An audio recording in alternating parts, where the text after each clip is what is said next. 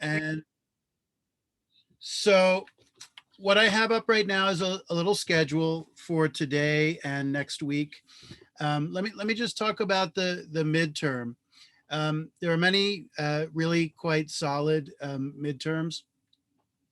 The final I should have posted tomorrow.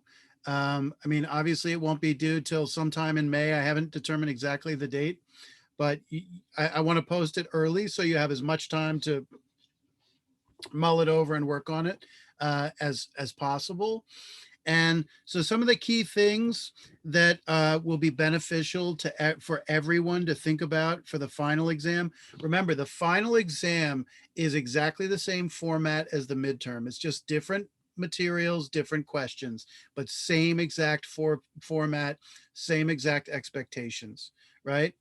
Um, so first thing is the scope of your answer. You always want to try to be number one, as specific as possible in your answer. Number one. Number two, you want to stay focused on the question at hand. Um, what you should include in that answer should strictly deal with the question, and anything that's not directly relevant to the question shouldn't be in there. That's really crucial. Um, for example, there's no need to really put any type of introduction, except introduction that is getting to the specifics of the question that's being asked. We don't need a general introduction to the text that's being asked about, um, and the like. Um, One key thing, really crucial, as part of the test, you're asked to cite the text. You must cite the text. So I think everyone can improve on really drawing from the text as directly as possible to support what you're saying. You've got to provide examples. You've got to provide evidence from the text. So that's really, really crucial. Um, I think it was almost nobody. There was like maybe one or two people in four classes. But just remember, you shouldn't be drawing on any sources outside of the ones I've provided you. You shouldn't be drawing on secondary literature from out on the internet, right? Um, this is about your own critical thinking.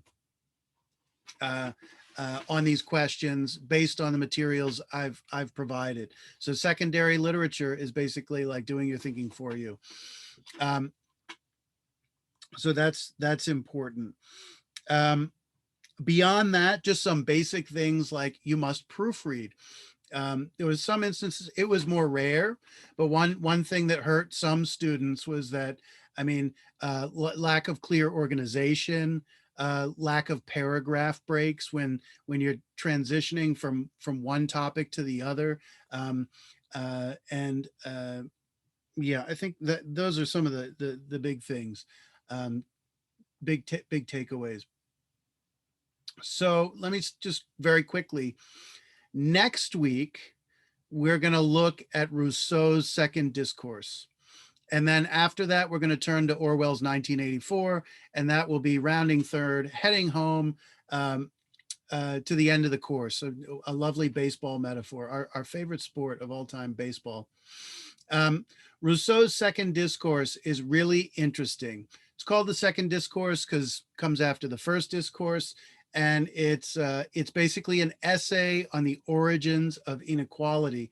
Rousseau tries to explain why society.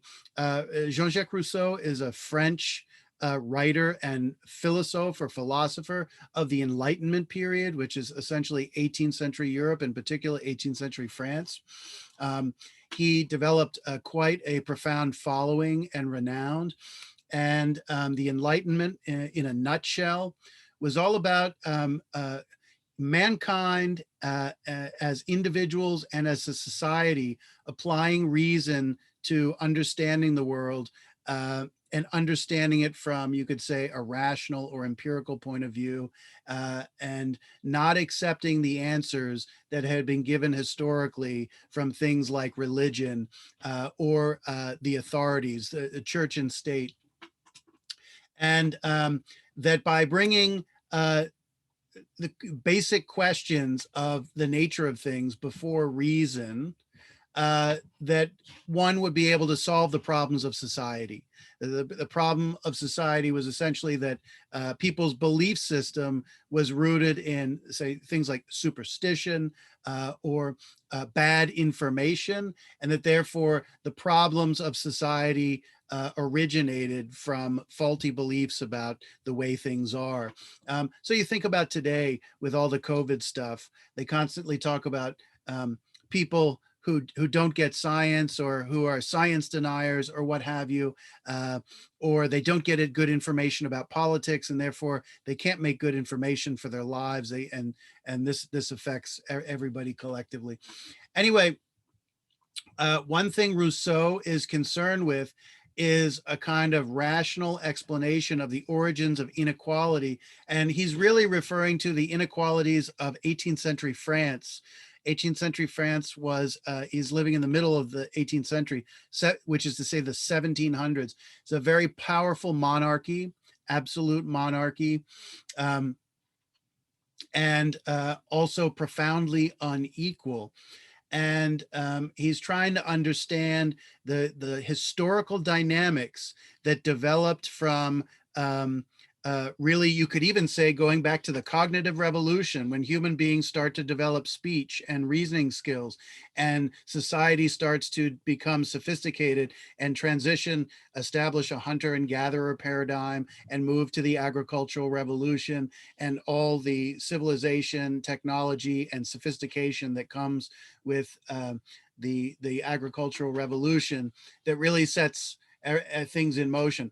So the interesting thing is his primary concern is social relationships, and how these social relationships are formed through kind of a collective psychology. So he's trying to solve the problem of the origins of inequality, the ones that are manifesting in the society he's living in. And he has, what's very interesting is he tells a story to answer that question, number one. Number two, he tells it in the form of a history of mankind, number two. And number three, this history is really a psychological history of the species. And it has to do with the psychology of how we relate to ourselves and how we relate to other people. And he gives an utterly fascinating psychological mechanism to explain, believe it or not, the origins of inequality, that in many ways is very plausible. It may not be the whole story. I'm in the middle of class. It's away in my drawer. It's in my drawer. My daughter lost her tooth, and it came out of her mouth, and I put it away. My wife needs to know where it is. Urgent questions. So this is one of the more psychologically adept readings we're going to look at. Yes, it seems to be about history. No, Donald, you're not late. It seems to be about history, but it's really about our relationships with others and ourselves from a psychological point of view. And it's really incredibly fascinating. And it's a fairly long reading. So what I'm going to do is I'm going to give you the sections I'd like you to really focus on. And I suggest you don't have to read the whole thing. So because when we get to next week, we'll really focus on just those passages that are particularly relevant to us. But one of the interesting features of that text is it will transition us very nicely into Orwell's 1984, because one of the big elements, whatever you know about George Orwell's 1984, is that it's this vision of a dystopia, which is like the opposite of a utopia. A utopia is a great place, a perfect place where everybody's harmonious and friends, and a dystopia is where everyone's enemies. And obviously it's a vision of a political regime, meaning, you know, a whole nation state, or even really it's an empire. But the thing that Orwell focuses on is the psychological control, the way in which the regime gets in between your ears and inside your heart to regulate your conduct with one another. Particularly, it develops a strategy that all tyrants have used throughout history, that we actually see in the Symposium. And it's called, how do you control people? Well, you keep them weak. How do you keep them weak? How do you keep the sheep weak? You keep them divided amongst themselves, divided amongst themselves. So every tyrant, every tyrannical regime, every tyranny, every totalitarian regime, they divide and conquer. They divide and conquer. So, for example, if you look in the history of slavery in America, one of the ways they controlled slaves was to divide and conquer them. They separated out their families. It's very rare. There were exceptions, but it's very rare that slave families, husbands, wives, and their children were all allowed to live together and develop family solidarity. In fact, that they were all typically sold off, and not by accident. They were strategically sold off so that they precisely couldn't form those bonds, couldn't form those loyalties that might end up representing a threat, because there's always power in numbers. When you have solidarity, you have power, and when you have power, that's a threat to the man, to the person in charge. Obviously, you could apply this today. We are constantly, as Americans, divided by any number of identity factors that I think the primary function is it's not an accurate reflection of our actual society, but it's a strategy of to divide and conquer us. Okay, so some interesting things going on in Rousseau's Second Discourse. On that cheery note, let's turn to the Symposium. And we've got a lot of things we could talk about today. I want to start out just establishing the name, the title. The title is the Symposium, and the question is, what the heck is a symposium? Really important to us, excuse me, to establish what this thing is, if we're going to understand why they're talking about what they're talking about in it. Well, let me ask this in a nutshell. What is this dialogue about? What basically happens in it over the course of this evening? What happens?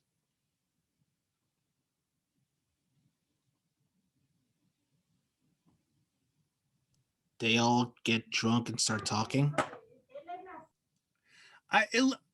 Just about. I would say that they're talking before they drink. And I would say for most of the night that they're not really that intoxicated. And that's kind of important, because you notice in the introductory dialogue. So great, that gets us started, it gets the ball rolling. But I'll just make a little caveat. You notice in the introductory dialogue, they do two things that are very noticeable.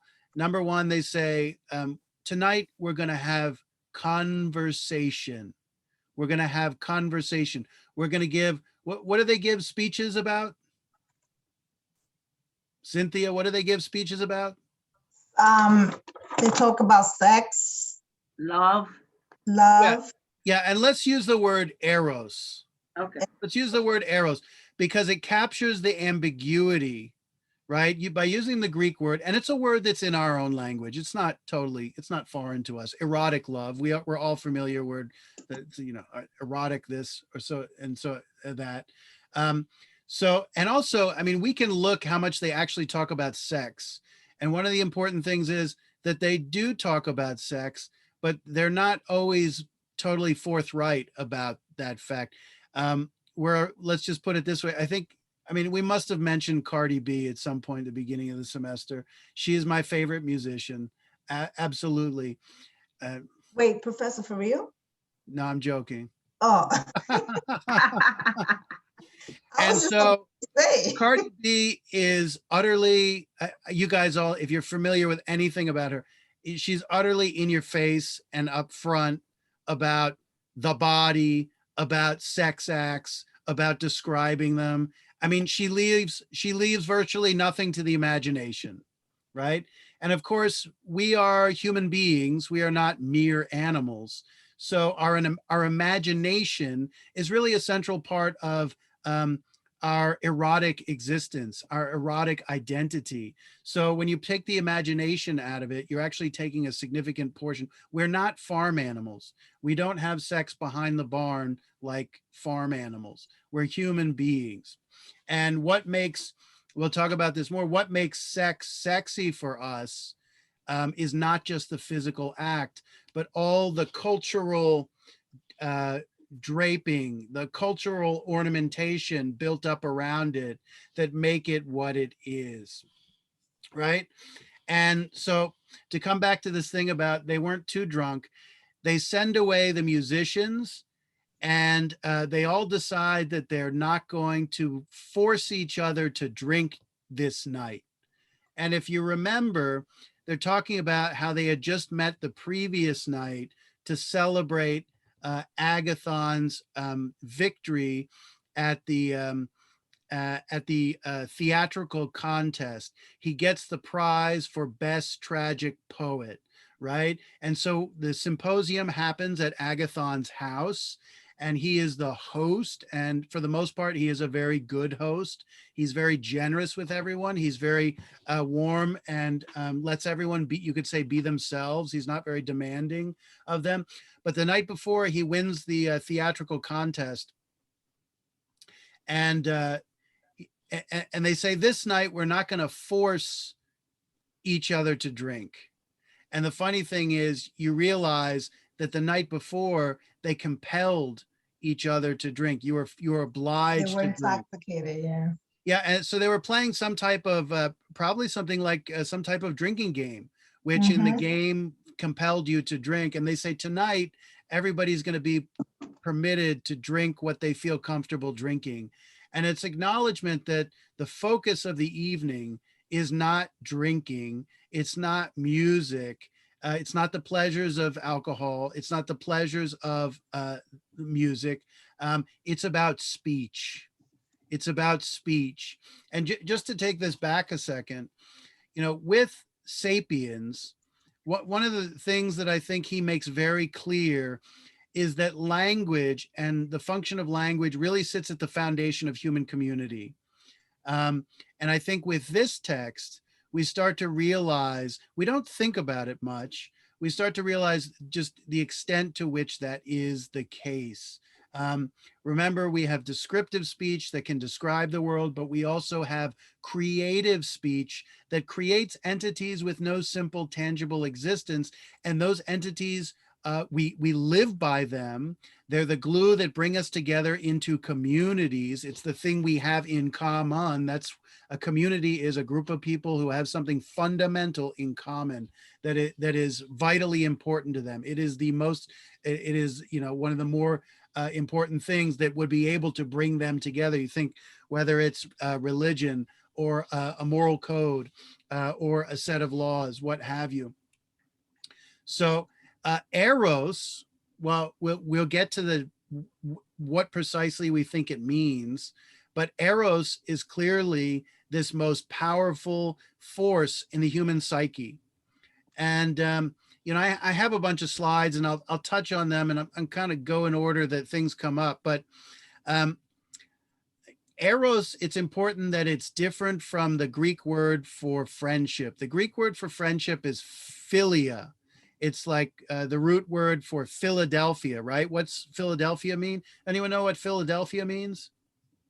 The city name? Is it brotherly love or something? Yeah, it literally means the city of brotherly love, right? And the word that's used for love there is actually philia, which in the ethics is translated as friendship, because this word is a slippery word. The word friendship has a huge range of meaning, from rather superficial acquaintances to complete and true friends, which we might actually call as a form of love. The key thing with the concept of philia is that philia implies it is a type of relationship. It's a type of relationship. It's not a feeling. The relationship may involve all kinds of feelings, but philia refers to a type of relationship. Eros, on the other hand, is a kind of a feeling.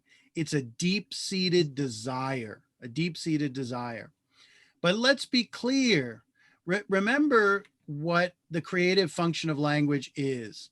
We establish concepts for things that have no simple, tangible existence. And some of these things are novelties that don't exist until language creates them. Eros is a tricky phenomena because part of eros is rooted in biology. right? Aristotle established that the drive for sex is driven by the issue of procreation. So at the root of sexual desire is the genetic disposition to want to perpetuate the species, right? And there's something incredibly impersonal about that. We have an impetus to perpetuate the species, despite our own will, right? So that's just a biological impulse that we're talking about there of our first nature, our animal nature that every other mammal experiences. And what we experience, in a sense, on that level is no different than any other animal. The point is, eros is not just a biological impulse. It is a desire that's shaped by culture and language as well, right? We create myths surrounding love. And you could call it those, we could call them myths, but we could be talking about movies. We could talk about love poetry. We could talk about the novel that depicts relationships. We create a whole web of ideas around and over this underlying animal impulse that makes the animal impulse something other than what it starts out as, and something distinct, right? And that's really crucial. And I mean, what makes eros so powerful and satisfying? I mean, I like to say what makes sex sexy is not the underlying biological impulse, but the cultural, you could say, mutation it takes on in society. Particularly, this will be interesting in Pausanias's speech with the rules surrounding sex. So one thing, Pausanias is a politician, and he's concerned with regulating the relationship of lover and beloved. And at base, that regulating that relationship is really about regulating our sexual conduct, right? And by regulating our sexual conduct, it means human beings, unlike animals, have a whole set of rules that we, I think, should follow in satisfying our desire. Our desire can only be satisfied in a certain way. Those rules put boundaries, those rules put prohibitions, those rules put taboos on certain types of conduct, and make the underlying sexual impulse more provocative, more interesting, more imaginative, right? So we see there a connection, but let me just one more second, we'll go forward here. A connection between Sapiens, the Symposium, and the politics. What was the how was language used in the polis? What was Aristotle identifies the prime political function of speech in the polis is what? What is the primary function of a citizen in the polis? What do they do as a citizen, as opposed to a private person?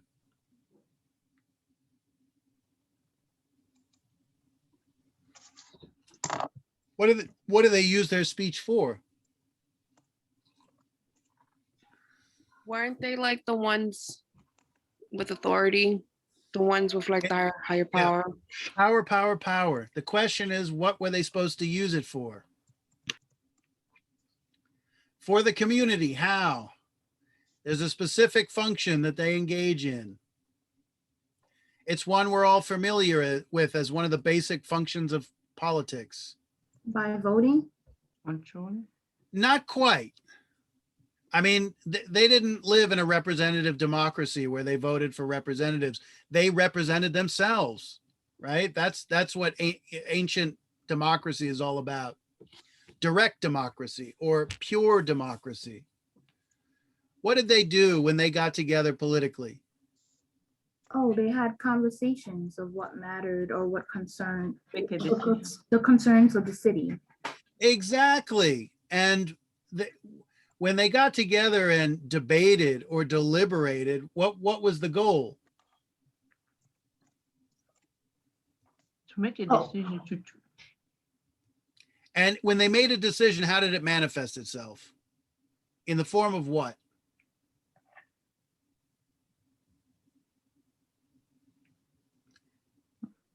In the form of happiness, it was like laws. Yes, in the form of laws based on their collective understanding of their own happiness, right? Rules.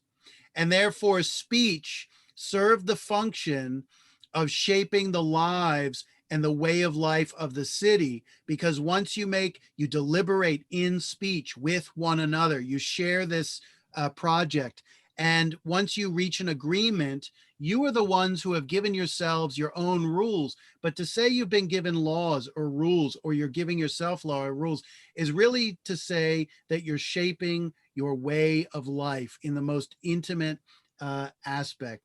And so, at least within the context of the political element of the polis, because obviously that's not all that happens in the polis. There's more than just politics. But from the perspective of politics, using speech to bring everyone under, to determine laws and to bring the whole society. Think about the power of law. Since it has force behind it, it compels everyone to follow them, and it brings everyone under the same code of conduct, and that shapes them, right? Think about how does someone develop good character? They're habituated to it. We talked about moral virtue versus intellectual virtue, something that's going to come up in the symposium.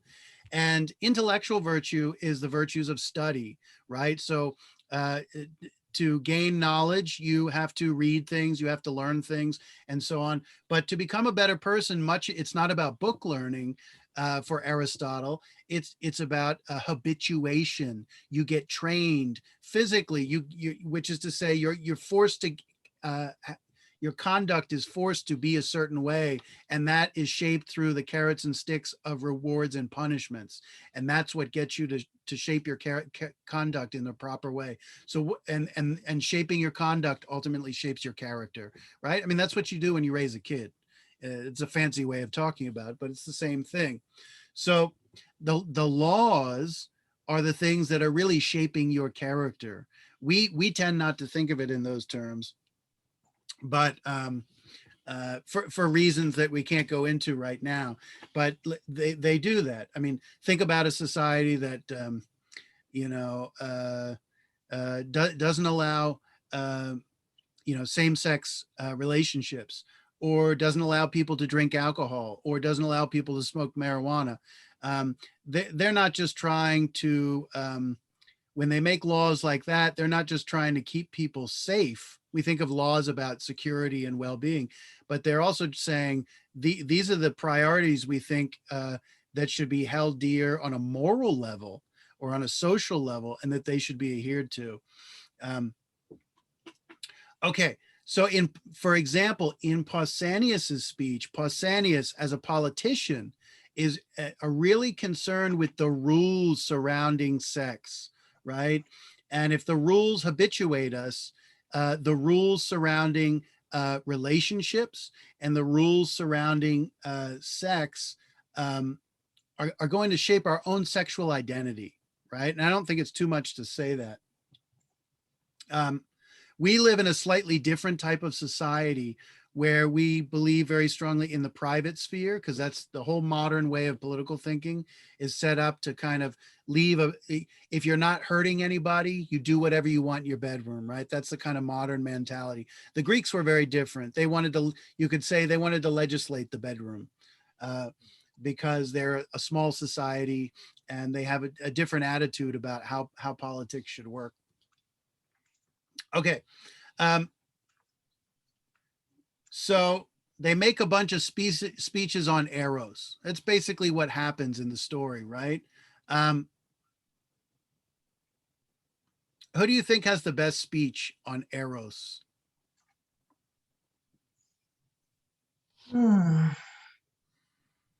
Which one intrigued you the most? Or which one did you find even the most strange or unusual?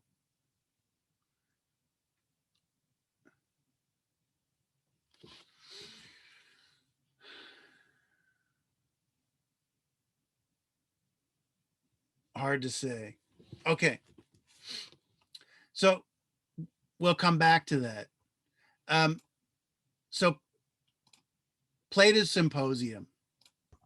I agree with Pausanias. Pausanias? Yeah, Pausanias. I agree with his view of Eros, kind of, because the way the way he groups is sort of how like Aristotle groups like friendship, kind of similar. Like one is like for utility, and then I guess like the whole heavenly love one is kind of different, and like the whole like he makes a whole comment about like that it's like not right for it to be with little boys, that it's like controlling them. Yeah, well, when we get to his speech, which we will, and I think we'll focus a lot on that speech, and then we'll get to Aristophanes.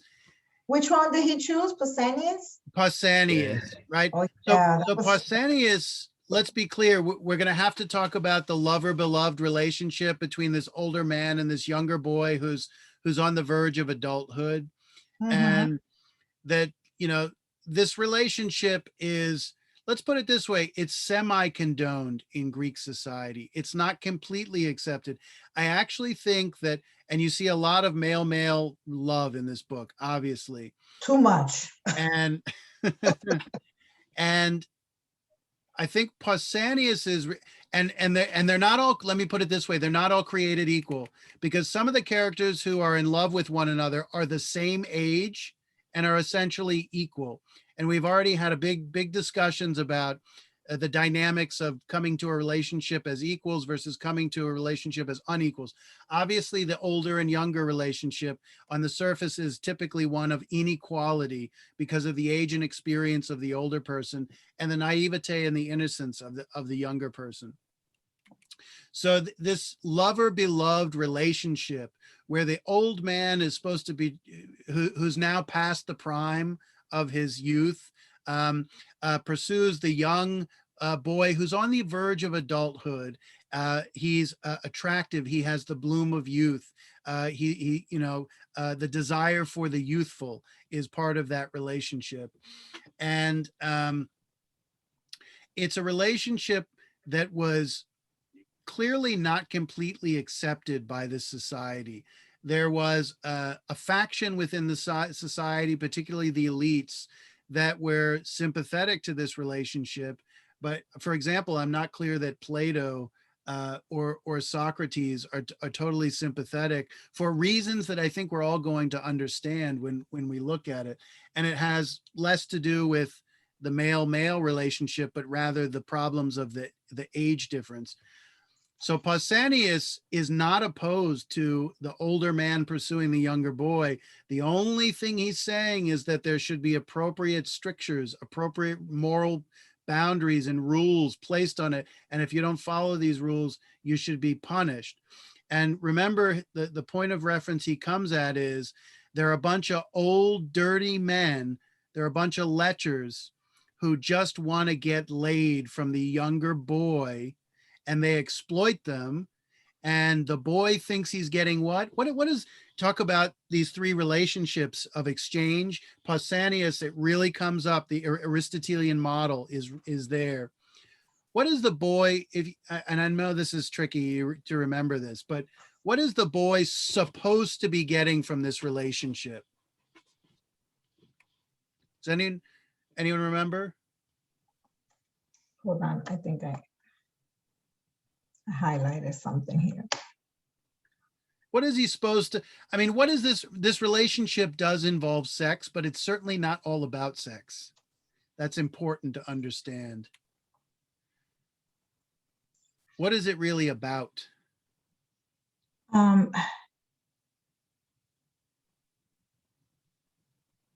What is the young man supposed to be getting ideally in this? Remember, he says there's earthly love, which is just about sex. That's really what he's saying there. And then there's heavenly love, that the older man is supposed to be engaged in this higher form of this relationship. What is he supposed to be giving to the younger man? To the boy who's on the verge of manhood?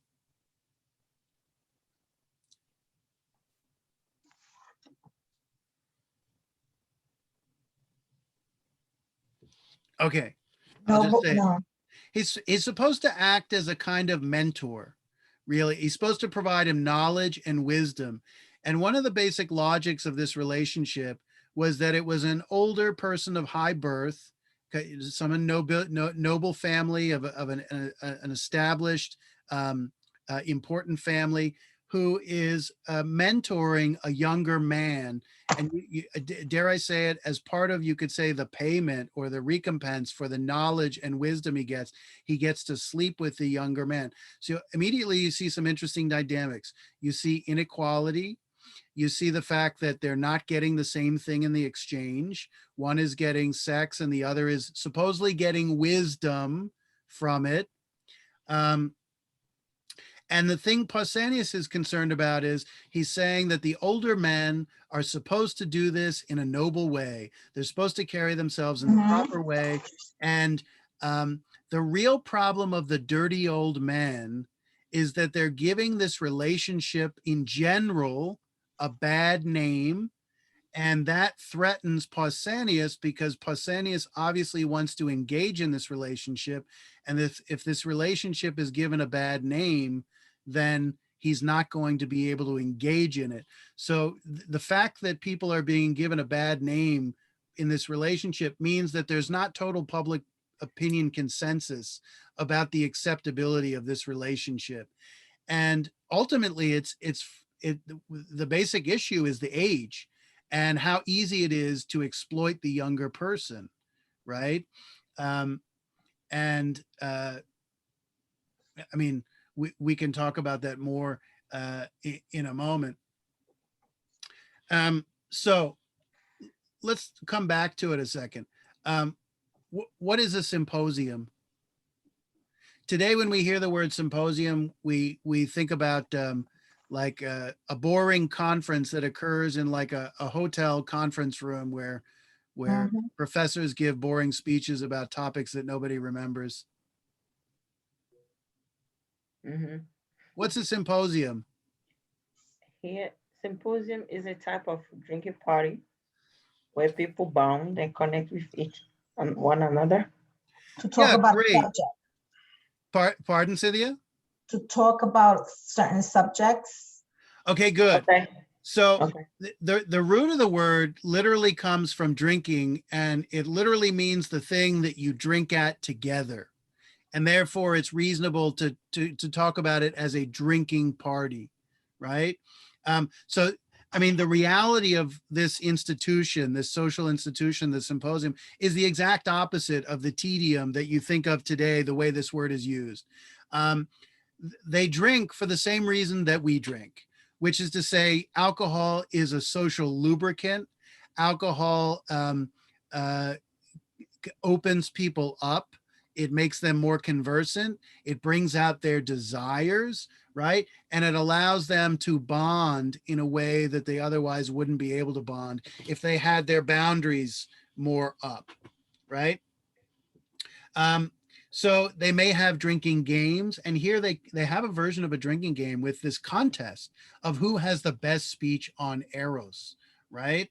But of course, it's not centered around drinking, because they've done that the night before. Imagine giving these speeches and drinking a lot, right? That would be the ultimate challenge, if you could give one of these speeches while you're constantly drinking. Not easy. I'll come back to that later. So we don't need to go through all of these. Where do I want to go?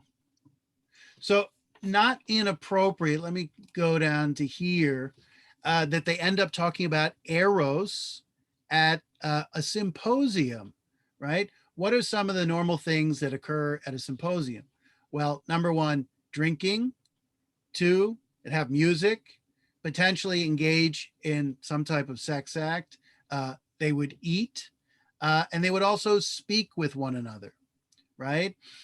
All these things that are rather sensual and pique the desires, kind of prime people's desires. What's really interesting is that this is an atypical symposium, right? At most symposiums, you'd be drinking, eating, Like a party. fraternizing with one another. You could say drugs, sex, and rock and roll, right? Mhm. Here they say, tonight, we're not going to really drink that much. Number two, we're going to send the musicians away. They eat a little bit at the beginning, but it's always translated as a banquet, but a banquet implies like a big feast. They don't really have a big feast. They just eat enough so that they're not drinking on an empty stomach. And then the focal point of this party, the focal point is the speeches. And you understand how significant those speeches are in this opening dialogue between Apollodorus and this friend who's unnamed. And he wants to know about the speeches. Everybody, the friend wants to know about the speeches, and it turns out everybody wanted to know what was said here. They didn't ask who slept with who. They wanted to know about the speeches. So it illustrates, I mean, it's only natural for us to think of sex as kind of the ultimate form of human intimacy. But for the Greeks, remember what Aristotle said about what is human nature. Human nature is that thing that's most distinctly human that other animals don't do. So we reason, right? So human intimacy, well, we think of sex. Well, we have that in common with other animals. What's being suggested here? You can take it or leave it, but what's being suggested as the highest form of human intimacy? Speech with one another, the connections made with one's mind rather than one's body, right? And a lot of the speakers don't really allude to sex even that directly, although it's certainly a lurking theme throughout the entirety, especially with Pausanias. It's an explicit theme. It comes up with Aristophanes, and then of course with Alcibiades, who stumbles in at the end unannounced and gives a speech. Who does Alcibiades give a speech on Eros?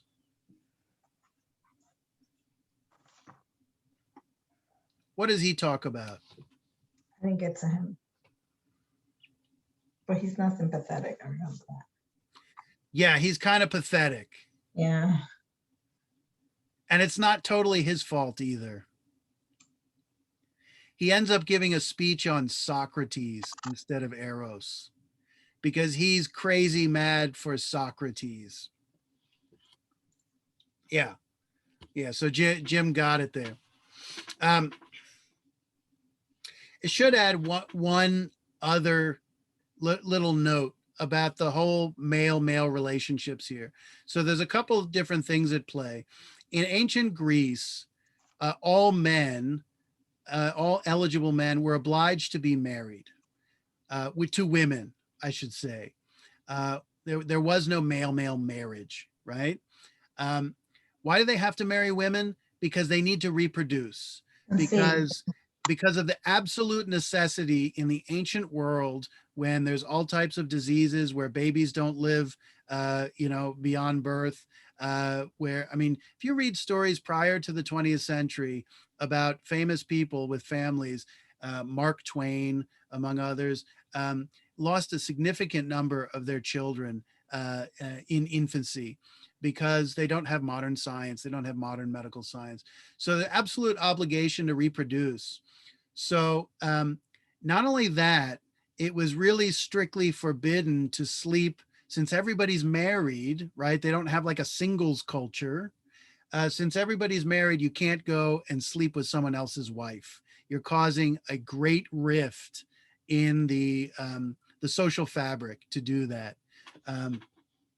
So what's one of the solutions for their, what's one of the features of sexual desire? It's constantly replicating itself. It's always there. It's always present, right? It doesn't just get satisfied and go away. It's like hunger. It reappears the next day or the next hour, what have you. So they permit men to have relationships with men. And the impetus behind these relationships could vary. Some of these men at this symposium seem to genuinely prefer men, right? What we would call homosexual. But some of the men may engage in this relationship simply because you have one wife and that's it, right? And then there are the men who engage in this what's called pederasty between an older man and a boy of a certain age. And so, I mean, this relationship should strike us as morally somewhat problematic. And it's problematic for reasons that we'll see when we look at Pausanias's speech. However, this was not like child abuse. This was not like some secretive relationship that was carried on by the older man. This was a relationship where the older man had to announce himself to the parents of the boy, and it would only have been a very public relationship. So that doesn't mean it isn't fraught with certain problems, but it is a little different than what we might expect, and but the problems of it explain why it's very clear that Greek society was not completely sold on it to begin with, and I don't think Plato or Socrates are sold on it. Okay, so a symposium. Then the question is, what is eros? And many of the times in the text, the word eros is used. Sometimes the word is translated as love. And we should keep in mind that the word that's always being used in Greek is a version of eros. What is eros? The god of love, the god of love, sometimes primordial force of love. Oh, okay, good, great. Let's just start there. So first and foremost, Eros is a god. He is the daughter of he's the son of Aphrodite. Aphrodite is the goddess of love and beauty, and Eros is his son. And for us, we know him as Cupid, right? The one that shoots the arrows and makes people fall in love on Valentine's Day, right? So he's this young boy who's a kind of allegory of love or allegory of desire. Okay, and so one thing you notice is sometimes they're referring to the god, and which is a divine phenomena, and sometimes they're referring to the human desire. So you have to be aware of the changing use of this word throughout the text. What else is it beside a god?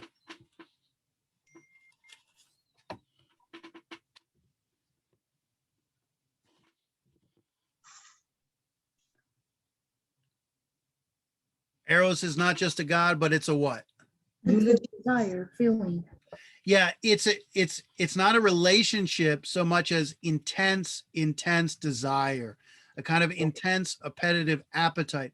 And Aristotle says something very pointedly in the Ethics, I think in book 8. He says that philia, which is friendship, is always love of another human being, right? Because philia is a reciprocal relationship, and only human beings can reciprocate love, right? We talked about it being a two-way street in the exchange. And he says something like, you can't have friendship for wine because wine doesn't love you back. You can't be friends with wine because wine can't love you back. It can't be friends with you back. It can't friend you on Facebook, right? However, with eros being a desire as opposed to a relationship, you can have an erotic desire for just about anything. Anything that someone could have an obsession or an intense yearning for is the object of eros. So it could be wine, could be drugs, could be sex, could be conversation, could be just about anything. You'll also notice, very often it refers to sexual desire, but we have to keep in mind that it's not confined to sexual desire. Socrates Is eros for him about sexual desire? What do people think? Jim says nope.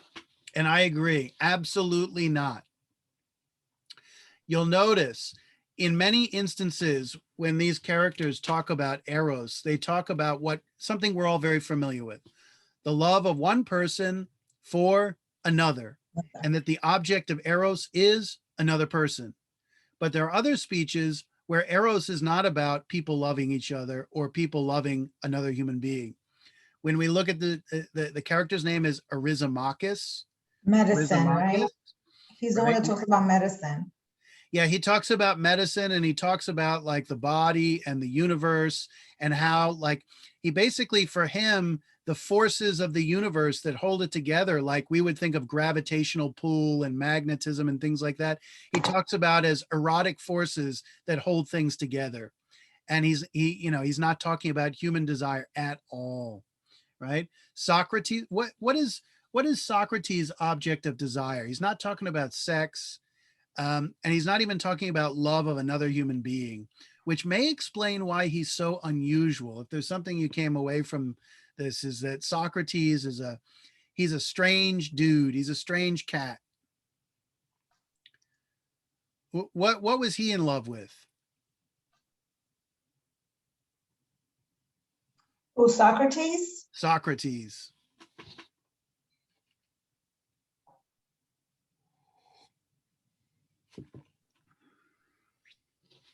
Anybody catch that? I would say like the pursuit of truth and knowledge. I would say in a general understanding of Socrates, that's true. But he says something in the Symposium as opposed to elsewhere. He says something a little more specific. So Jim says he has a desire. He's pursuing an idea. Thinking. He's thinking. The thinking is the means, but what is the thing he desires? Jim has got half of it. There's one other part to it.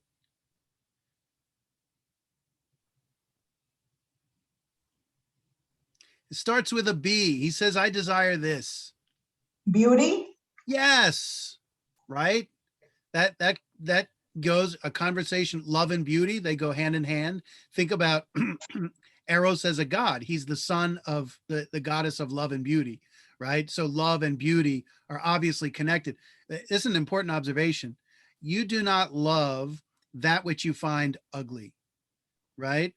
Another person may find what you love less than appealing, but you're never going to say, I love it because it's ugly.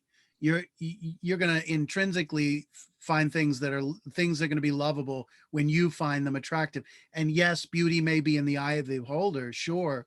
But when you feel this feeling of love, you're also likely going to say, because part of it is it's beautiful. So Socrates says something very strange. He says, I don't love the beauty of a particular person or a particular thing that I saw, say, on the street in Athens. He says, I love beauty itself. He says, I love the form of beauty. And this is the thing that all beautiful things participate in, right? So here's where we get this idea of the philosopher. And his basic idea is this, that there's a sensible world, meaning there's a world of the senses, and that we gain knowledge of that world through the senses. But there's also what he calls an intelligible world. The sensible world is a visible world that we see, touch, and feel. This is Socrates, right, Professor? Yes. And this kind of sits at the foundation of Platonic philosophy. It gets a little beyond what we need to talk about, but it's important. It frames the discussion, and it starts to explain why Socrates is the way he is. So what he's concerned with is not the sensible realm or the visual realm, but the intelligible realm beyond the sensible. So the form of beauty is the thing that all beautiful things that we can sense participate in.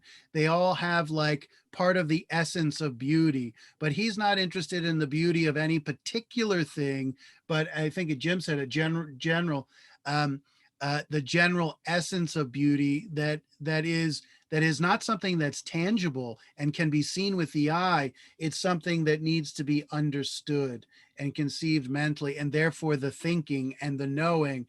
Because when we think of erotic desire, we don't think of thinking and knowing. We think of, I don't know, touching and grabbing and looking, right? So Socrates seems to be rather indifferent to the physical world. And this may explain why he's so indifferent to Alcibiades' advances. Alcibiades wants to get, let's be clear, Alcibiades wants to get Socrates in bed for a couple different reasons, I know. right? And Socrates he just blows him off like you wouldn't believe. And he makes Alcibiades suffer like you wouldn't believe. And Alcibiades is like the most eligible bachelor in Greece. He's like the John F. Kennedy. First of all, every character in this text are actual historical people. The dialogue is not to be taken as literal empirical history, but these characters were actual human beings that are written about in other sources. And actually Alcibiades played a very important role in a period of Greek and Athenian history during what's called the Peloponnesian War against Sparta and her allies. And so he's a very consequential politician and historical figure in ancient Athens. And he was very powerful. He was apparently very attractive. And he is at like his kind of peak age of, I don't know, maybe 30 something, where he is appealing and he's at full maturity. He's not old. He's not too old. He's not too young. And he is the young one. He is the attractive one. Socrates is the old. Well, what I think is appropriate, it needs to be said about Socrates isn't just ugly. He's fugly, right? Socrates is an ugly dude. And this is important. So why do they like him? So that's the key. That's a crucial question, because despite his, Socrates apparently was not of high birth. Apparently he was born from a father who was an artisan. And so he's of low birth and he's less than attractive. And yet what you discover from the very outset of this story is that everyone is magnetically fascinated by Socrates, and they all seem to want to sleep with him. And I'm not sure the desire to sleep with him is so much bound up with the pleasure of sex. I think what the concern is, they want the conquest. They want to be the one to say that I slept with Socrates, right? Because Socrates is a prestigious and public figure that everyone knows and recognizes, and everyone acknowledges his intelligence and his wisdom, right? So to be thought of highly enough by Socrates to have slept with him would be like a feather in your cap. So the interesting, so we'll come back to this. In this lover-beloved relationship that Pausanias discusses, here's how it's supposed to work. Older man who's no longer youthful, right? He's got some miles on the odometer. He's the lover, and the lover is the one who pursues the beloved. And the beloved is supposed to be the young boy for the obvious reasons. He has youth on his side, and therefore he has beauty and the beauty of youth on his side, things that are intelligible to any human being, right? He pursues what he doesn't have anymore in himself, right? And of course, that's a kind of feather in its cap, in the same way that, dirty old men today, rich men pursue young women as like, what do they call it? Shoulder candy and things of that sort. And they also pursue young boys too. Yes, this is true. I shouldn't leave that out. Mm-hmm. So the irony with Alcibiades is that there's a complete role reversal there.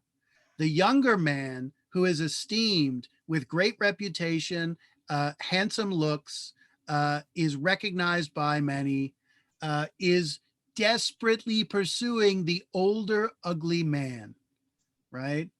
And then you ask the question, how the heck would that be possible? Well, whatever the answer is, there's a complete role reversal with Alcibiades where he is the lover pursuing desperately the beloved, right?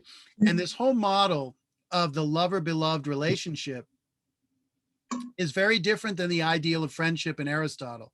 In Aristotle, remember, it's a two-way street. I give you something, you give me something. There's always this theme of mutuality and reciprocity, right? The lover-beloved relationship is much more like a chase, something that we all kind of recognize from, well, romantic relationships. I would say boy-girl relationships, but girl-girl, boy-boy, whatever. One of the interesting things about homosexuality in this text, such as it is, in Aristophanes' speech, it's presented as just a fact of nature that some men prefer to be with women, some women prefer to be with other women, and some men prefer to be with men. And it's just presented as that's the way they were born. And that's the beginning, middle, and end of the discussion. And no one cares about the politics of it. They care about the pleasure they get from being with one another, right? There's something rather liberating about that compared to the tortured way we tend to look at these things today through the lens of identity politics.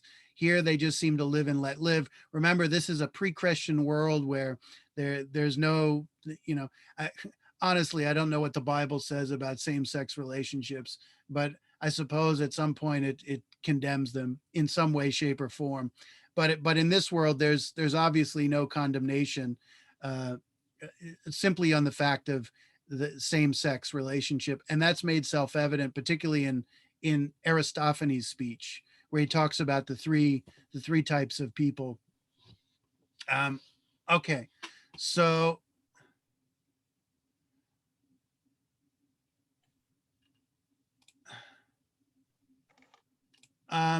sorry. Okay, so this is good. I don't read everything that's up here. You'll be lost in all the details. But one thing that's very fascinating about the symposium is that it's called a dialogue, but what we really see is extended speeches, right, that are uninterrupted. And if we think back to the Republic, which is also Plato, they're both written by Plato, we have a real dialogue in the Republic where somebody says something and there's an answer back, a kind of call and response, a back and forth dialogue. That's what we'd expect from dialogue, right? In the Symposium, we get a very different model. We get people giving formal speeches about love. And so they engage in the use of rhetoric. And even if you think of Phaedrus's speech and Pausanias's speech, they actually start out speaking in a mythological format. And we'll see that in just a moment. So they use the form not of dialogue, but of myth and storytelling, and quite frankly, poetry. Now, why would they use the rhetorical form or the linguistic form of poetry rather than the kind of dialogue we see in the Republic? It seems to be there's one really crucial reason why. In the Republic, the question arises, what is justice? What is justice? And so once that question is posed, they try to give an answer. And they try to give, we've said, a logos, a rational account of the thing. Here we don't get logoi, we don't get rational accounts, we get myths.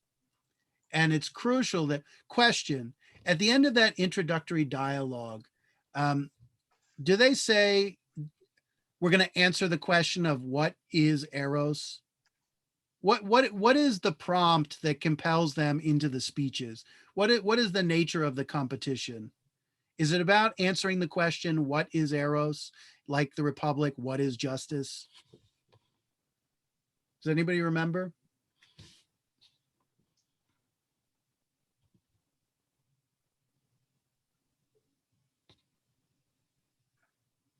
What was the question, Professor? I'm sorry.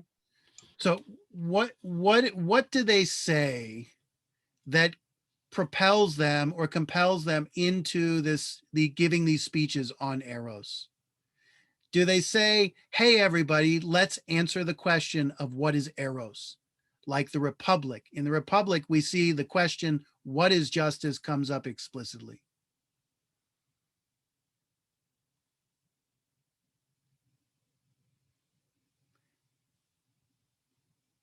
Okay, I'll give the answer. So the answer is no. They don't say, let's answer the question, what is eros? They say, let's give speeches in praise of eros. Let's give speeches in praise of eros. What is eros again, first and foremost? Love. And even more than that? Oh, God. God. Yeah, a God that is a kind of symbol of love, right? A kind of manifestation of love. So to give a speech, think about what they're doing. He said, we're going to sit here and give speeches in praise of a God. What kind of speech would you call that when you praise a God? What might you call that?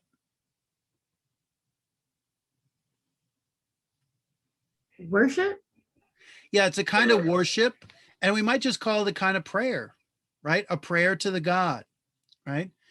And so the question becomes for the Greeks, what is the appropriate type of speech to talk about the gods? Well, it's mythos, it's poetry, right? You speak in a poetic form rather than the Platonic dialogue that you see in the Republic. But also storytelling, right? Storytelling, right? So poetry is, it's mythos, it's storytelling. And what's the concern of poetry? Poetry should be what?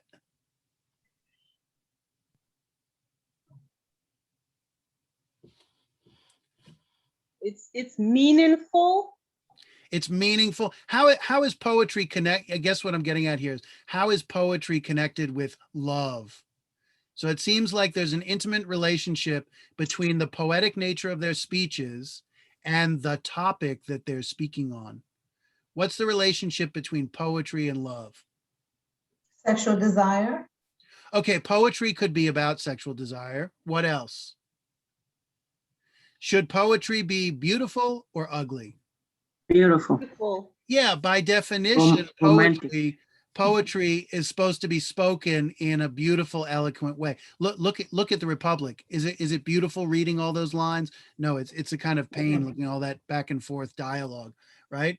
So poetry is about beauty. Poetry should be beautiful, and that intimately connects with the theme of love, because we love that which is beautiful, or that which we think for ourselves is beautiful. What else is poetry about? It's about beauty. It could be about love. There's one other thing. So eros is always love of the beautiful, right? Whatever it happens to be that you're, inspired by.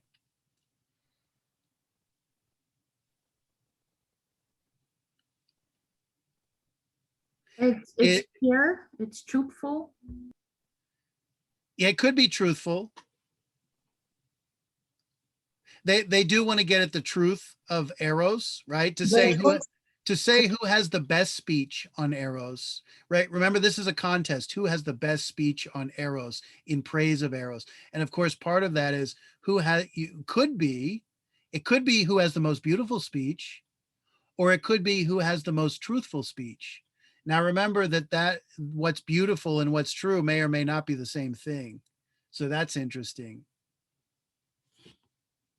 Sometimes truth is ugly, right? So is truth? Truthful speech? It could be. What else is involved in poetry? Is it about thinking and reasoning? I think so. Yeah, it does make you think. Yeah. Virtuous also. Oh, come on. You read poetry to become virtuous? No? I'm not, you don't have to pretend to be Aristotle to get an A in the class. Yeah, I'll read it to like sort of self-reflect, kind of learn from it. Study to understand. When we think of poetry, What about mystery? let's Mystery. put it this way. When we think of poetry, does it appeal to our head or to our hearts? Heart. To our hearts. Yeah, no doubt Feeling. Look, there's a lot of very intelligent poetry, and all great poetry has a lot of thought in it. It has a lot of logic in it. Absolutely. But whenever we first think of poetry or art and artistic expression, we think of appealing and provoking people's emotions, right? And obviously, beauty, the beauty of poetry provokes people's emotions.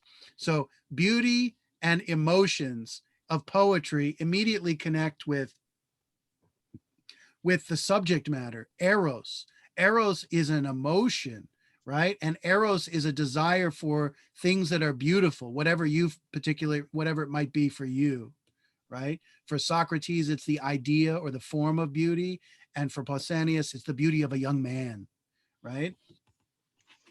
And then the poetic format suits the topic, which is the god eros. When you're making a prayer, you speak in a poetic idiom, and for the Greeks, that's the appropriate way to address the god.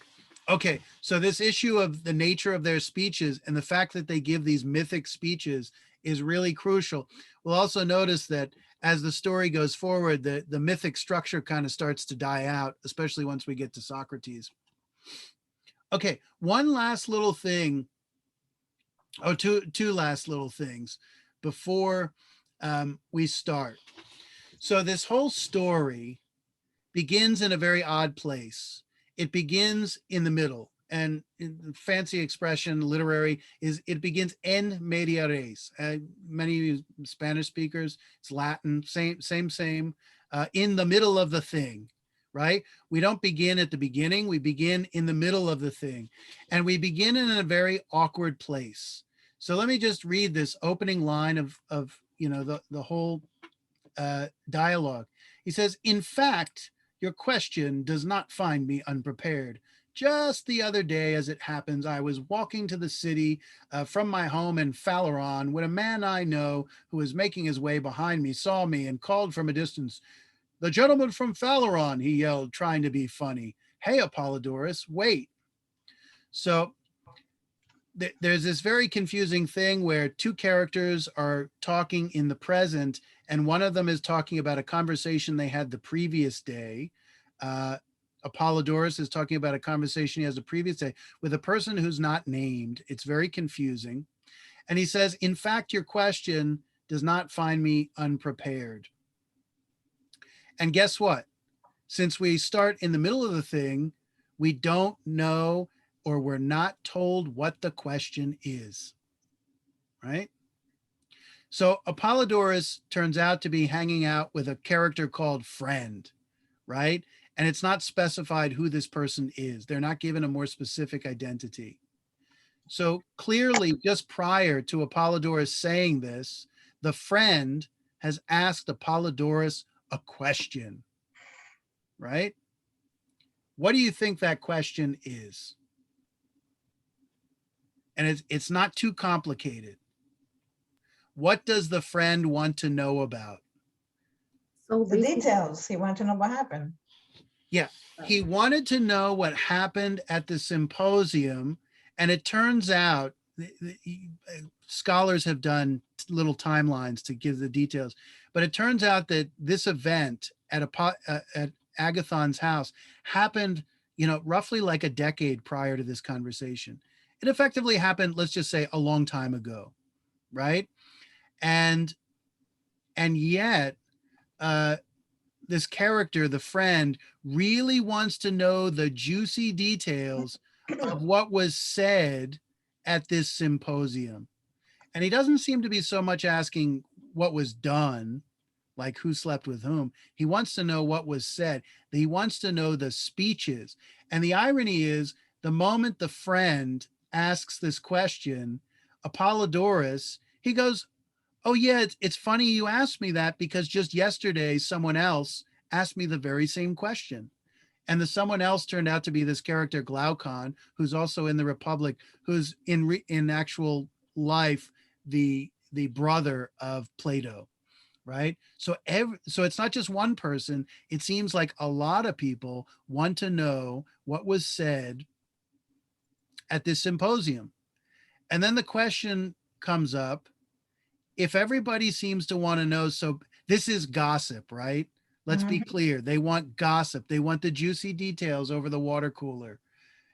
If everybody wants to know, then the question is, why do they not know so long after this event?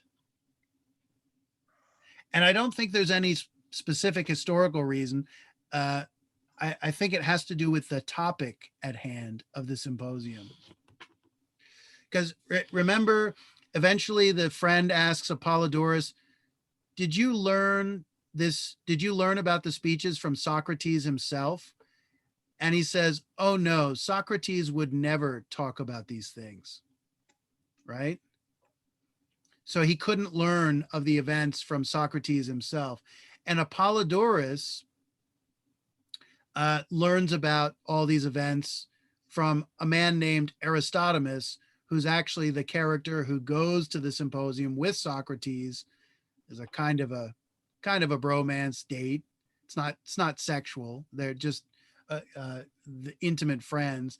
And of course, Aristodemus does not give a speech at the symposium. He just listens. So it's easy to forget that he's there listening the whole time and not giving a speech.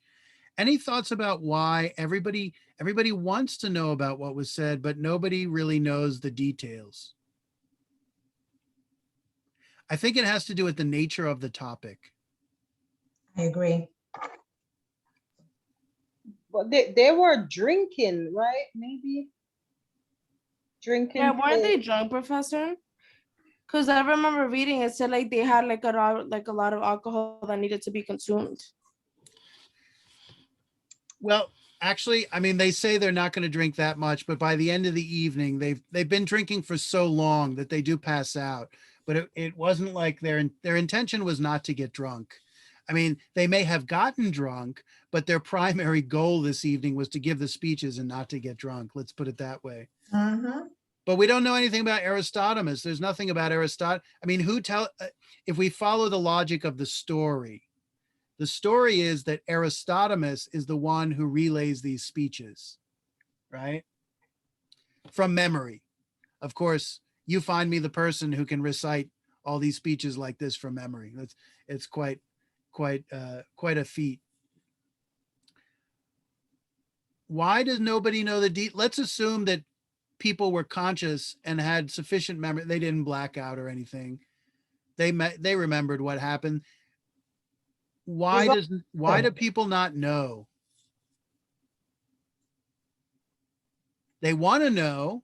So it shows that they have motivation to know, but the motivation to know has not been sufficient for them to actually figure out or to get the details of what happened or get them easily. Is it because it was done at a private setting and it was particular to a certain god, prayers to a certain god? Well, yeah, let's put it this way. And what do you talk about at private settings rather than public ones in general? Like it was, but like what we said earlier with that gentleman's house, like it was like a friendly get together. It wasn't like yeah, but I think you're absolutely right. You just have to hammer it home. What's the significance of the private setting in terms of what they say? Which may explain why they didn't feel they were reticent. They didn't feel comfortable broadcasting to the public everything they talked about. Because of the topic that they were discussing, right? Yeah. Number one, the topic. And number two, the freedom they have in a private setting to say what they want amongst friends. And that this is for these people, these friends who are there and not for people outside, right? And then perhaps an issue of decorum about eros, that for a whole range of reasons, there you could call it speech codes. There are speech codes about what you say and don't say about sex. You don't run out and broadcast, and love too. You don't run out and broadcast these things like a town crier on the street corner, right? There's a kind of sanctity to it. There's a kind of privacy to it. And it has to, and there's a lot of reasons why, but it has to do with the nature of love. Things can be embarrassing. Things can be taken in different ways, in different contexts. And of course, you know, one thing about love is that what one person finds totally natural and normal, the other person finds totally weird and uncomfortable, right? Which is so like desire doesn't translate always to other people, especially if things were out in public.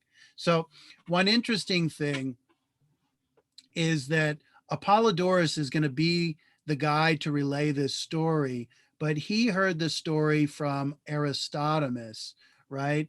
Apollodorus was never actually at this symposium, and he wasn't even friends with Socrates when the symposium happened.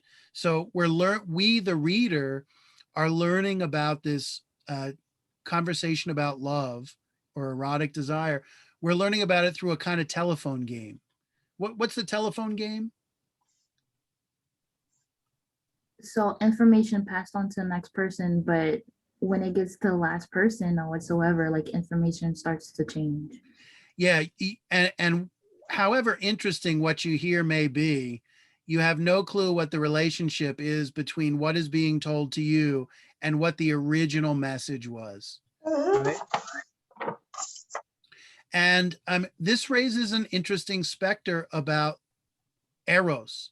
So one thing is, and we'll turn to the text in just a second. One of the things we said at the outset here is that eros starts out as a biological, physical desire for any number of things, but we could start with sex and the desire to reproduce. But that the full meaning of eros is something, what did I want to say here? It's something cultural. It's something that exists as a product of language and civilization. When we think of Romeo and Juliet being madly in love with one another, what makes possible their love is not the sexual impulse.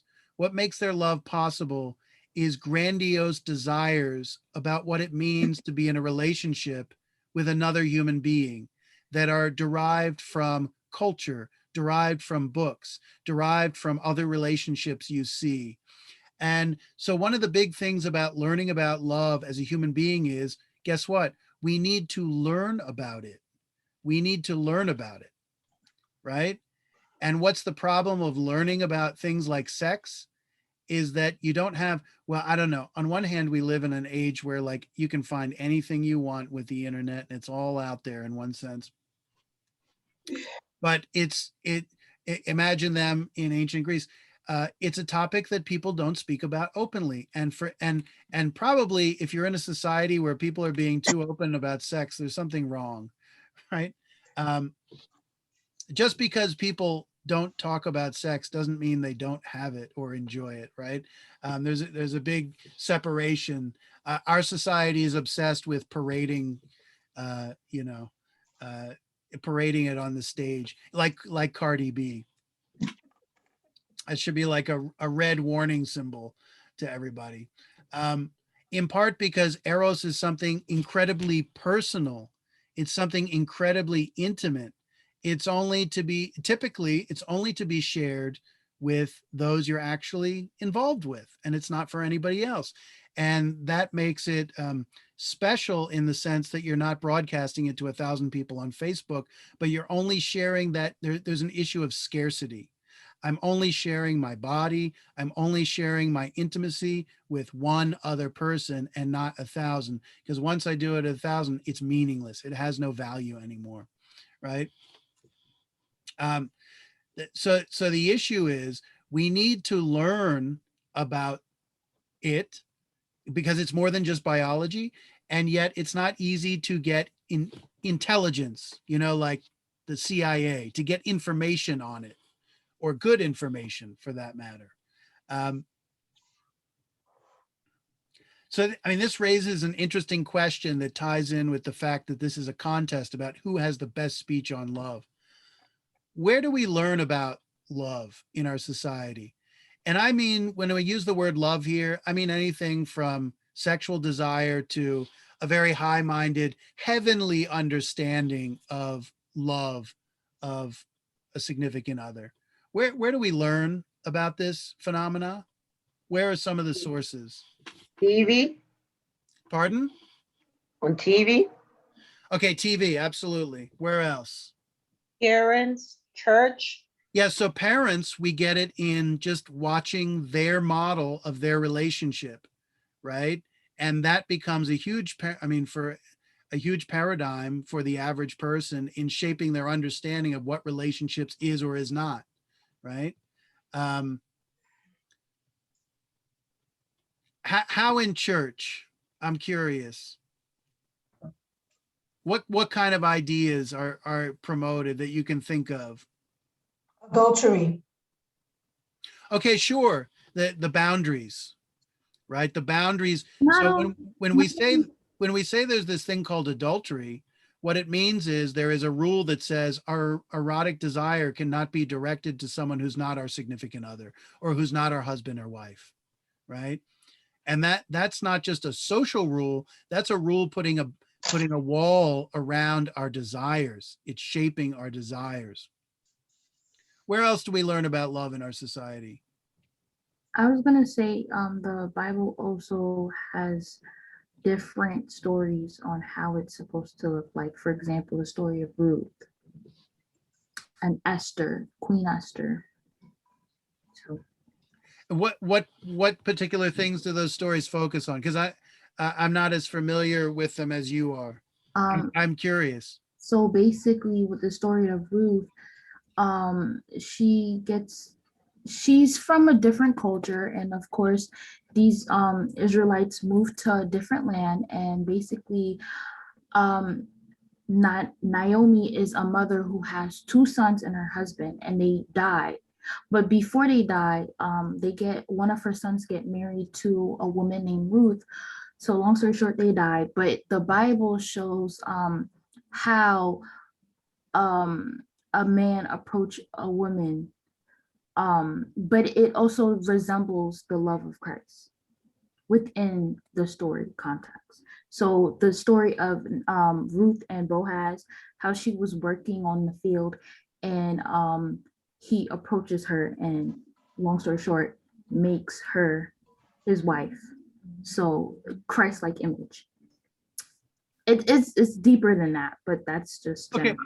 So, it depicts how he's supposed to approach her. Is that what you're saying? Yeah, like the love, yeah. How Okay, good. Because what we see in Pausanias, it's probably very different.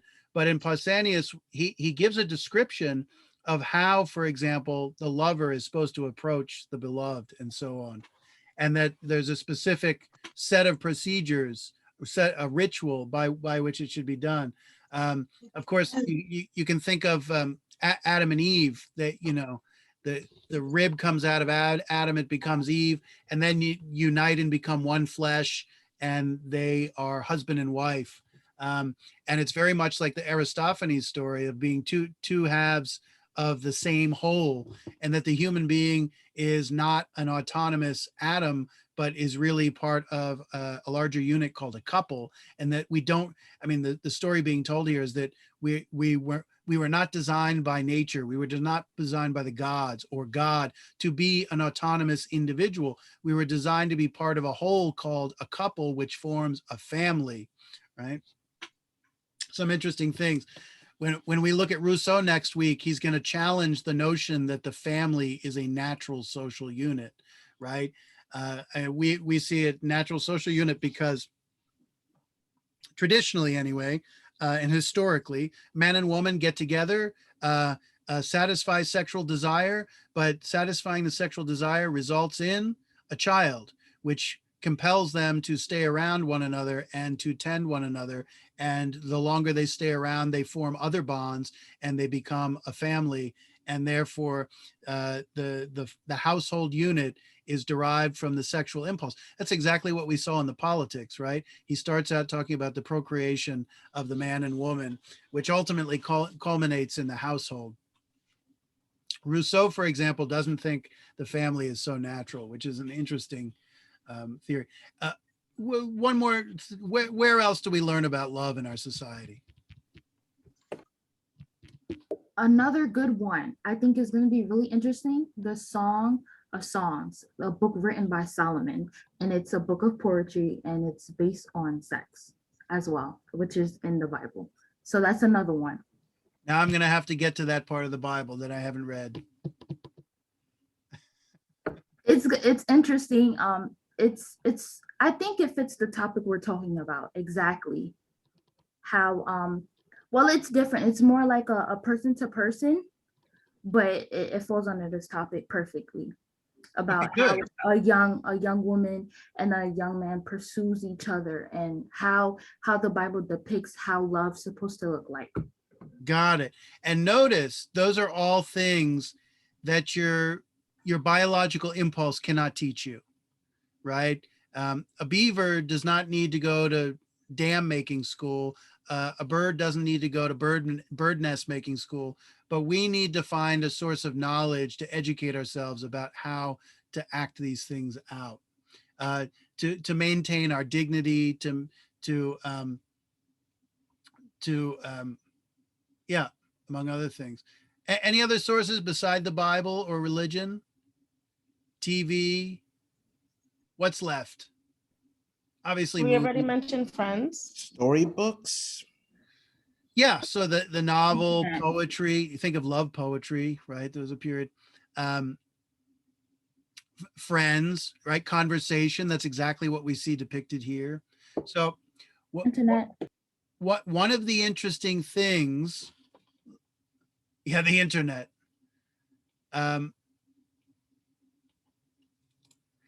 Is that in this competition for who has the best speech in praise of Eros, what we really might be talking about is who is the best, who is the best educator in terms of telling us about ourselves and this phenomena called love. And I mean, these characters are not just treated as individuals, they're treated as representatives from their own specific kind of professional disciplines. So Phaedrus is a public speaker, a rhetorician, right? And rhetoricians are politicians, because when you're a politician, you use rhetoric to persuade people. Pausanias is a gentleman and politician. And so you also see the topics that they focus on, and what they desire is a reflection of who they are. And that sounds perfectly natural. And who they are is not just their personality, but it includes their profession. And their profession is really presented as a reflection and extension of their true nature and their personality. Eryximachus is a doctor, so he talks about the relationship between love and health and issues of balance and things of that sort. Aristophanes is a comic poet, so he tells this really crazy story about how we were originally these spheroid balls with arms and legs, two sets of arms and legs, and we get sliced in half by Zeus, like a cooked egg sliced in half. It's pretty funny. Agathon comes on as a tragic poet, and then Socrates as a philosopher. And then the question is, it's not just which is the best speech, but what domain of human knowledge, whether it's poetry or medicine or politics or the philosopher, who has the best understanding of this phenomena called love? And so that's an interesting, interesting challenge here. So why don't we turn to the text? Oh, please tell me I have this thing working.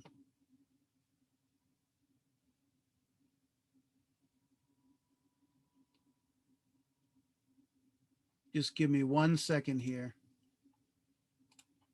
Wait, Professor, so who do you think gave the best speech? Oh, there's the question. Who gives the best speech? In your opinion, which one did you like the most? Oh, this is not the one I want. Here we go.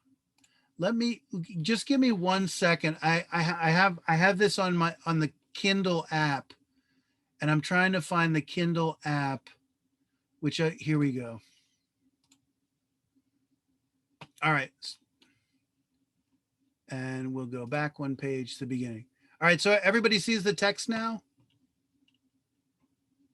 Yeah, we Yeah. can see them. Okay. Yes, yes. Is that big enough? Maybe a little bit bigger. Little more bigger. Yeah. All right, let me see if I can do this.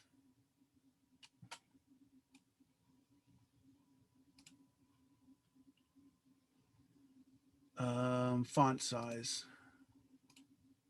Mm-hmm. Okay, good. Mm-hmm. Yes, better. Who gives the best speech? Well, I think in many ways, Pausanias gives a really interesting speech. I don't agree with what he says, and also it's interesting to discover what he's really saying in there. Aristophanes' speech is really quite amusing and raises many interesting and fascinated themes. Actually, Alcibiades' speech is really fascinating. His desperation and his inability to understand why Socrates is so indifferent to him. But I think I'll give you a kind of intellectual answer that there is someone who gives you a comprehensive speech dealing with all the aspects together. You can imagine each character has their own point of view coming from their own perspective as who they are, their own nature, right? And they all provide a facet of what love is about. But it seems like maybe we're supposed to take all their speeches in the totality and that they all fit together in a certain way. And on one hand, you've got Phaedrus, Pausanias, Arisomachus, uh, Aristophanes, Agathon, Socrates. But on another hand, you have Plato. And Plato writes all the speeches, obviously, right? It's not like these are transcripts from history. So my kind of answer is all of the above. But I increasingly find Pausanias' speech one of the more interesting ones for some of the things he says. Let me think in terms of, yeah, let's just start reading here and wade into the introductory dialogue, and then we'll move on to some of the other speeches. Who would like to read for us? Professor, can I try? Go for it. Okay. In fact, your question doesn't find me unprepared. Just the other day, as it happened, I was walking to the city from my home in Phaleron when a man I know who was making his way behind me saw me and called from a distance. The gentleman from Phaleron, he yelled, tried to be funny. Hey, Apollodorus, wait. So I stopped and waited. Apollodorus, I have been looking for you, he said. You know, there once was a gathering at Agathon's when Socrates. How do you say this? Alcibiades? Socrates and Alcibiades. Alcibiades. And their friend has dinner together. I wanted to ask you about the speech they made on love. What were they? I heard a version from a man who had it from Philip's son, but it was badly garbled. And he said you were the one to ask. Okay, so just notice they're desperate to get knowledge of these speeches. So the person who's speaking has been asking around, and he notices that the speech he's gotten is badly garbled.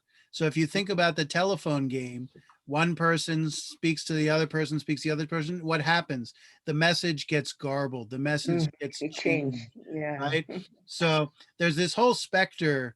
The irony of this whole text is, you know, we're not getting the reality itself of this symposium.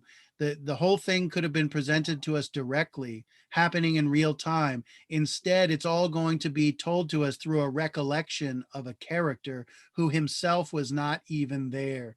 So there's a question of the appearance of what happened versus the reality of it. And of course, the reality of it is what? It's a permanent mystery, right? A permanent mystery. In the same way that sex is, right? There's so much about sex that is never seen directly, right? And this is what stokes our imaginations in part. You want to keep going, Musodatu? So please, will you tell me all about it? After all, Socrates is your friend who has a better right than you to report it conversations. Professor, can you go up a little? Oh, I'm lost. Yeah, you got to the bottom of the page. So here's the, Okay. Oh, okay. Okay. Mhm. so this pagination is different from the text because of the Kindle. You went back, huh? He said, but before you begin, But I don't even see it. Sorry, I think you've got Professor. to scroll on your device Oh, okay. Okay. Let me try. because I've got the whole thing displayed clearly within the boundaries of the, the sharing window. Can you point it out with your mice for me, please? Okay. Before you begin, he added, tell me this. Were you there yourself? Your friend must have really gobbled his story. I reply, if you think this affair was as recent that I could have been there. I didn't think that, he said. Glaucon, how could you? You know very well Agathon hasn't lived in Athens for many years. While it's been less than 3 that I have been Socrates, companions, and made it my job to know exactly what he said and does each day. Before that, I simply drifted aimlessly. Of course, I used to think that what I was doing was important, but in fact, I was the most worthless man on earth, as bad as you are this very moment. I used to think philosophy was the last thing a man should do. Stop. Okay. So he's explained, you know, Glaucon thinks that this story happened very recently. And he says, are you kidding me, Glaucon? This happened back when Agathon lived in Athens, and he hasn't lived here for many years. And I've known Socrates for 3 years, and this happened clearly well before that, right?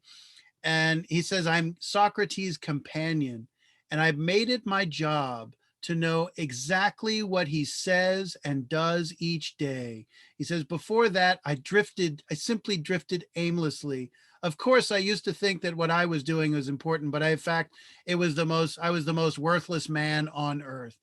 He says, I made it my job. First of all, that's not a real job. Give me a break. I made it my job to know exactly what Socrates said and did every day. Does that strike you as odd? Yes, why? Stalker. Yeah. What would Stalker. you call this guy? How would you describe this guy? Stalker. Yeah, he's a friendly stalker because Socrates accepts it. What else Did would he you? admire Socrates? Could that have been the reason? Absolutely, but I think the word admiration is an understatement. What would we call this? Did he like him? Obsessive. Yeah, he's obsessed. So this is really interesting. There's no suggestion that this is a sexual attraction. Oh, okay. He is attracted to Socrates. He is obsessed with Socrates, but he's not concerned to sleep with Socrates. He wants to know what he says and does each day. That's not the same thing, Okay. right? Alcibiades wants to sleep with him, right? So we have to keep in mind that Plato is interested in depicting intense desire, for desires that could be as intense as the sexual desire, but not necessarily the sexual desire. So some people need imagination to do that. I mean, I remember a girl a few years ago, she said, well, what are you talking about, professor? What could be more intense than sex? And, some people laughed at it because they could envision things that they desired more than sex. So it all depends on who you are, how you understand this.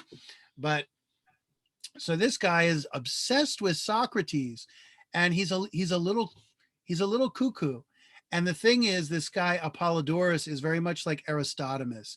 They're kind of cardboard cutout characters. One is Aristodemus is an older generation. He's the guy who went to the Symposium and learned the speeches, and the guy speaking, Apollodorus, is a later follower of Socrates, right? Socrates had these kind of followers. You know, what do you, they kind of like groupies, right? He had like philosophic groupies. And of course, I think a lot of people in Athenian society, in seeing him surrounded by people, that they thought that it was about sex. But the irony is, in fact, it wasn't. And Socrates, as we discover at the end of the symposium, is utterly indifferent to sex. It's just not, it's not a concern for him. It's not like he thinks it's sinful. It's not like any of that kind of issue. It's just he's utterly indifferent to it. It's not his concern.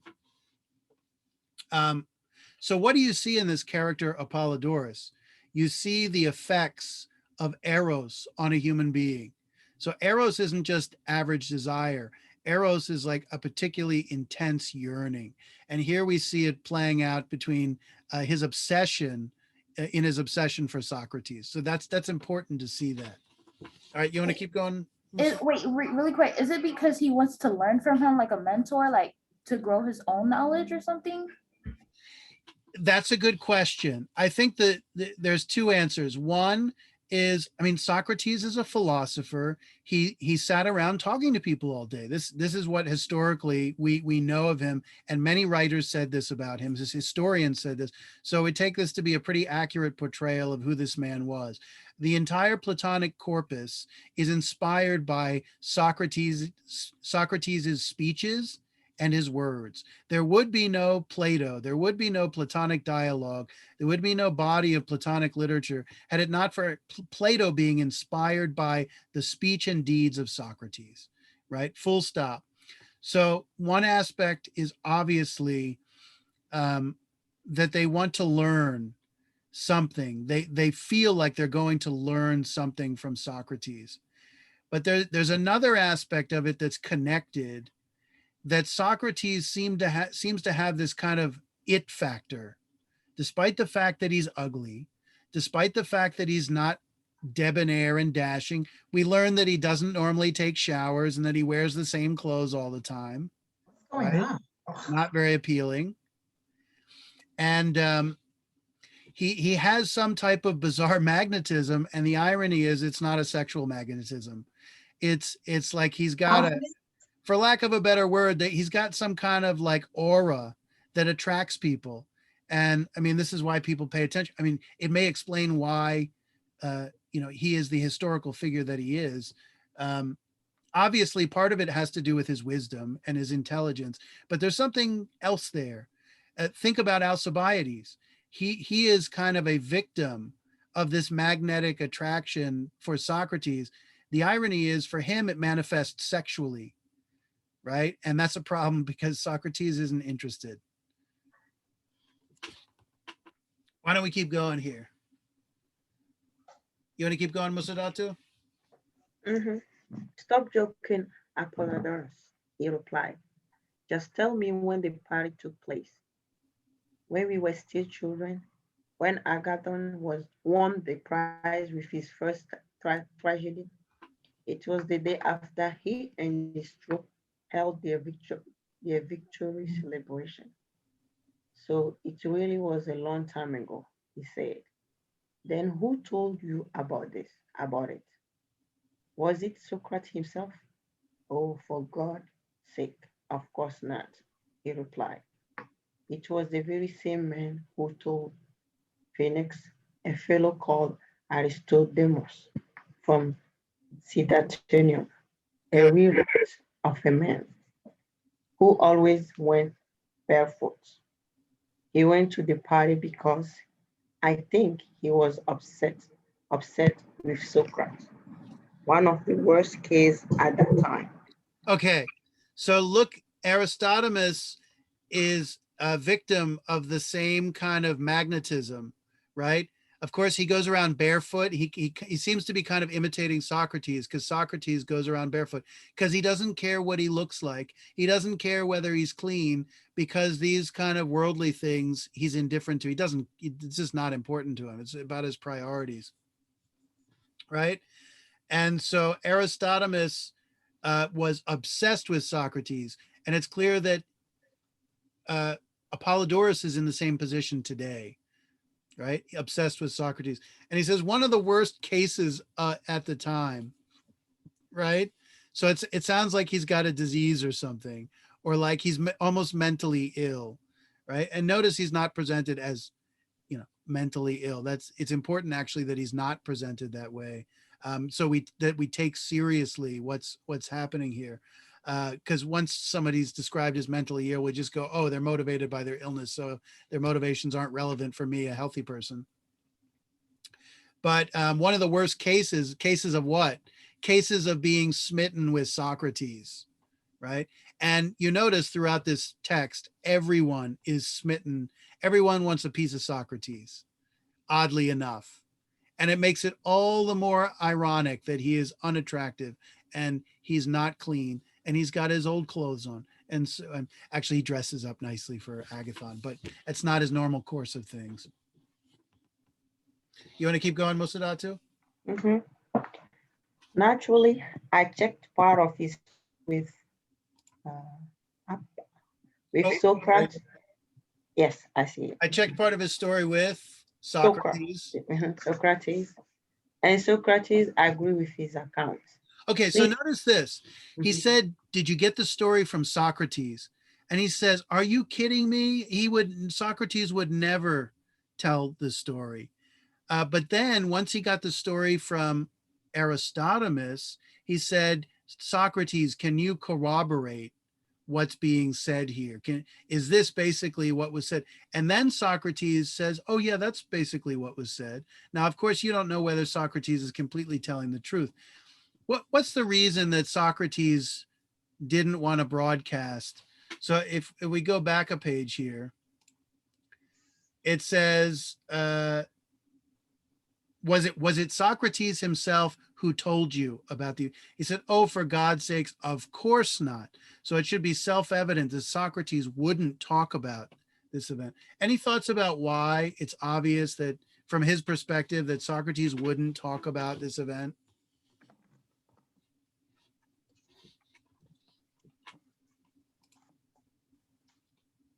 Because it gets garbled, right? Well, I mean, it's garbled precisely because the people who were there, who are still in Athens, aren't talking, right? I mean,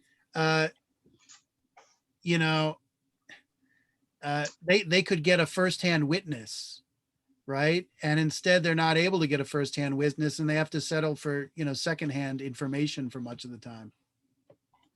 But I mean, it seems to have something to do with the provocative nature of the conversation, combined with either Socrates' modesty or his just kind of reservations about being too open about these types of topics. It's interesting. And I don't think there's a simple answer to that. Professor, would people be surprised to know the type of stuff he was doing? Being that he wasn't attractive, but then again, people were drawn to him. Would they be surprised? I think probably not exactly, because Socrates was such a public commodity that I mean, he was a known person throughout all of Athens and throughout Greece generally. I mean, he was well known in his own day, broadly and widely.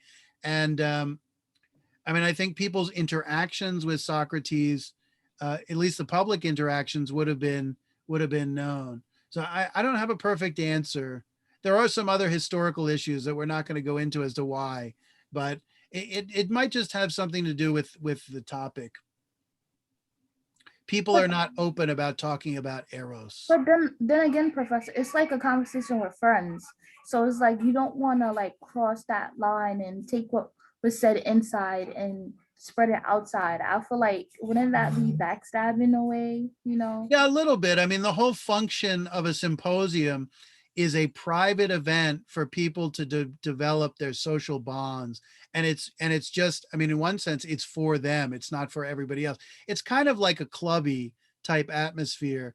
I mean, they didn't have clubs that they went to. Like, you think the elites of Athenian society didn't go to a specific, they didn't go to the restaurant in Midtown to like talk smack about politics. Here they do it in their homes, but it serves a kind of a function of a club. I mean, there are many different functions to these meetings. But I agree with you. There might be a kind of understanding that what happens in the symposium is not supposed to leave the symposium. So that's a good point. You want to keep going, Musadatu? Yes. Please tell me then, he said. You speak and I will listen as we walk to the city. This is the perfect opportunity. So this is what we talk about on our way. And that's why, as I said before, I'm not unprepared. Well, if I'm to tell you about it too, I will be glad to.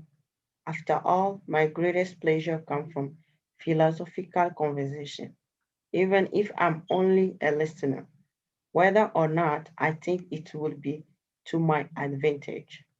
All other talk, especially the talk of rich businessmen like you, bores me to tears.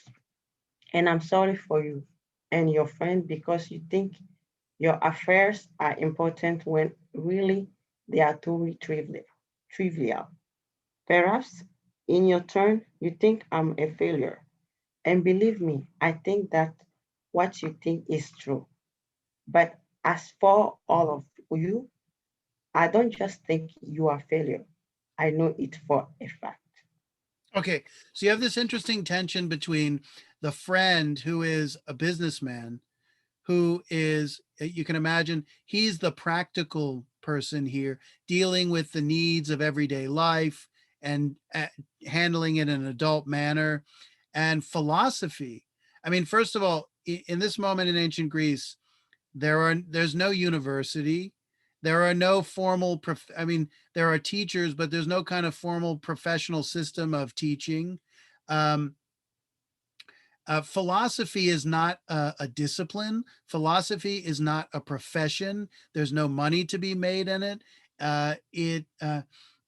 Basically, what is Socrates, when he says he does philosophy, what does Socrates spend his time doing? He's out in public talk, or sometimes in private, talking to people and asking them questions and trying to learn things from them for his own purposes, right?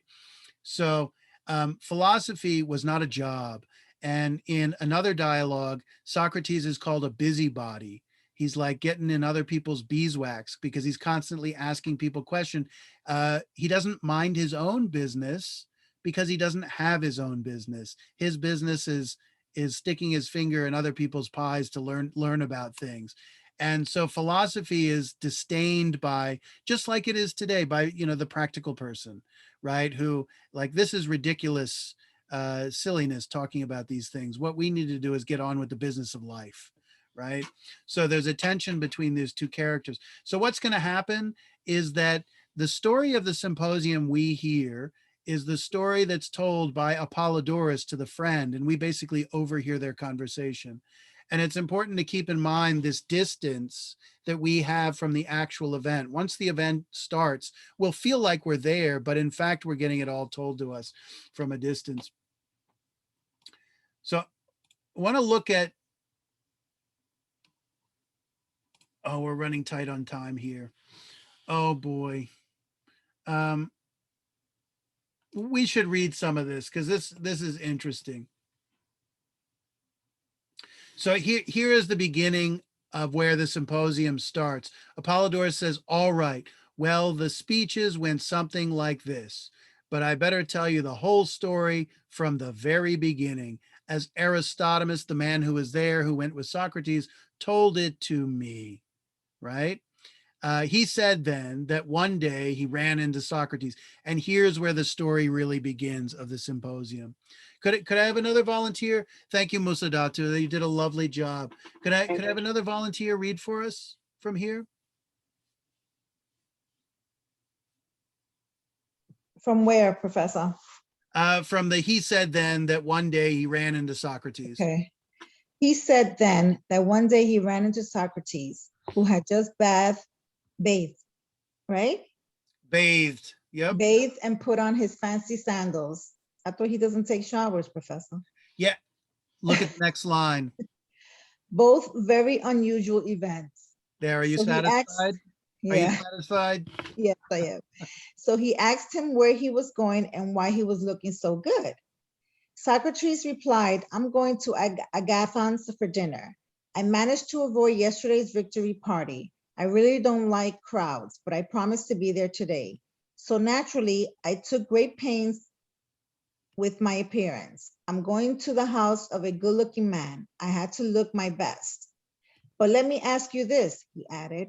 I know you haven't been invited to the dinner. How would you like to come anyway? Okay, And so Socrates makes himself look beautiful tonight, right? And so there's all this irony. Plato has a sense of humor. There's all this irony in that Socrates is an ugly man, recognized as such in the literature about him, and yet he's beautified himself for the evening. What's that expression? You put the lipstick on the pig. I try to, you can put the lipstick on a pig, but it's still a pig. oh, I'm being too harsh. The point is Socrates doesn't care about his looks, because what matters about Socrates is not what's on the outside, it's what's on the inside. And it's what's on the inside that people are really attracted to. It's something about his wisdom and something about his character. And they're so attracted to what's on the inside, right, that they overlook the external. The external doesn't look as ugly anymore. and I think that's what people are attracted to, his inside, right? His personality. Absolutely. And there's a little speech at the end by Alcibiades that kind of spells that out, where he talks about Socrates as like this little statue that when you open up, there's these amazing things inside. And so also the topic is love. So the issue of appearances is important, because love is connected with issue of love of things that are beautiful, and we're smitten by things that have a pleasing appearance, right? And so he sets up this logic with Agathon, that Agathon seems like a handsome man or a good man, and the question is he really a good man? And it actually has to do ultimately with the competition between the two about their speeches, and which one has the better speech. Is it the philosopher or the tragic poet? And of course, you asked me which is my favorite speech. Well, I can tell you which is my least favorite, and that's Agathon's speech. You want to keep going, Cynthia? You have to scroll up a little bit, Professor. And Aristodemus answered, I'll do whatever you say. Come with me then, Socrates said, and we shall prove the proverb wrong. The truth is, good men go uninvited too. Okay, so notice what Aristodemus says to Socrates. I'll do whatever you say. He's like Socrates' slave. He is so obsessed. He's so maniacal for Socrates that he will do whatever Socrates says. The catch is that Socrates is a decent man, and he's not going to exploit the power he has over other people, right? That's one interesting feature of him. So his expression, we're going to prove the proverb wrong. Good men go uninvited to a good man's feast. Even Homer himself, when you think about it, did not much like this proverb. He not only disregarded it, he violated it. Agamemnon, of course, is one of his great warriors, while he describes Menelaus as a limp spearman. And yet, when Agamemnon offers a sacrifice and gives a feast, Homer has the weak Menelaus arrive uninvited at his superior's table. Okay, so this has to do with this ongoing competition. So people showing up uninvited to someone's house and whether they're accepted as guests or not, right? Mm-hmm. So Menelaus, he presents as these are characters from Homer's Iliad and the Odyssey, right? So if you're not familiar with them, it's okay. And it's not totally relevant. But Menelaus is presented as an inferior. He shows up uninvited to the superior's house, right? So this has to do with like the social pecking order. Imagine you're in middle school and you're the geeky kids and the cool kids have a party. Can you show up uninvited to their house? No. No, why not? Because you're uninvited and showing up to someone's home is embarrassing. Now, it's more than just it's rude. There's a particular thing. Why are the cool kids not going to let you in the door? You're not of status. You're not Yeah, popular. you're bringing down the status of the house to be let in. If they let you in, they're saying that they're not as cool as they want to be, as they want to be, as they want to present themselves as. So they can't let you come in uninvited. Flip it around. If the geeky kids have a party and the cool kids show up uninvited, are they going to be invited in? Yeah. Yeah, because they're going to raise the status of the Mhm. house, right? So it's a question, it raises the specter of Socrates coming as an uninvited guest. Who is the superior person? Is it Agamemnon, is it Agathon, the host? Who's the superior person? Agathon, the host, or Socrates, the uninvited guest, right? What's our answer to that? Who's the superior man?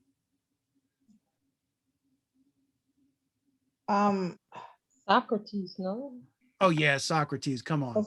Yeah, He's the because hero. everyone He's the wants hero a of piece of Plato's Socrates. dialogues. Everybody wants a piece of Socrates. And Agathon is going to want the That just same rhymes, thing. Cynthia. I know. What was that? Everyone wants a piece of Socrates. Well, He we're said going it to see. rhymes. We're going to see more of that in just a minute. Okay, keep going. Yes, please. Aristodemus replied to this, Socrates, I am afraid Homer's description is bound to fit me better than yours. Mine is a case of an obvious inferior arriving uninvited at the table of a man of letters. I think you better figure out a good excuse for bringing me along because you know I won't admit I've come without an invitation. I'll say I'm your guest. Okay, so let's be clear. All the characters in this text are historical figures, right? Number one.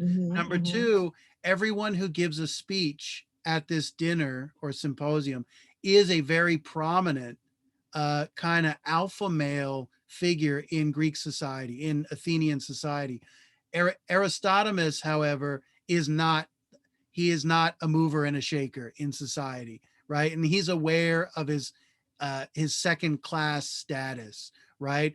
And he describes himself, I'm a listener, but I'm not a speaker.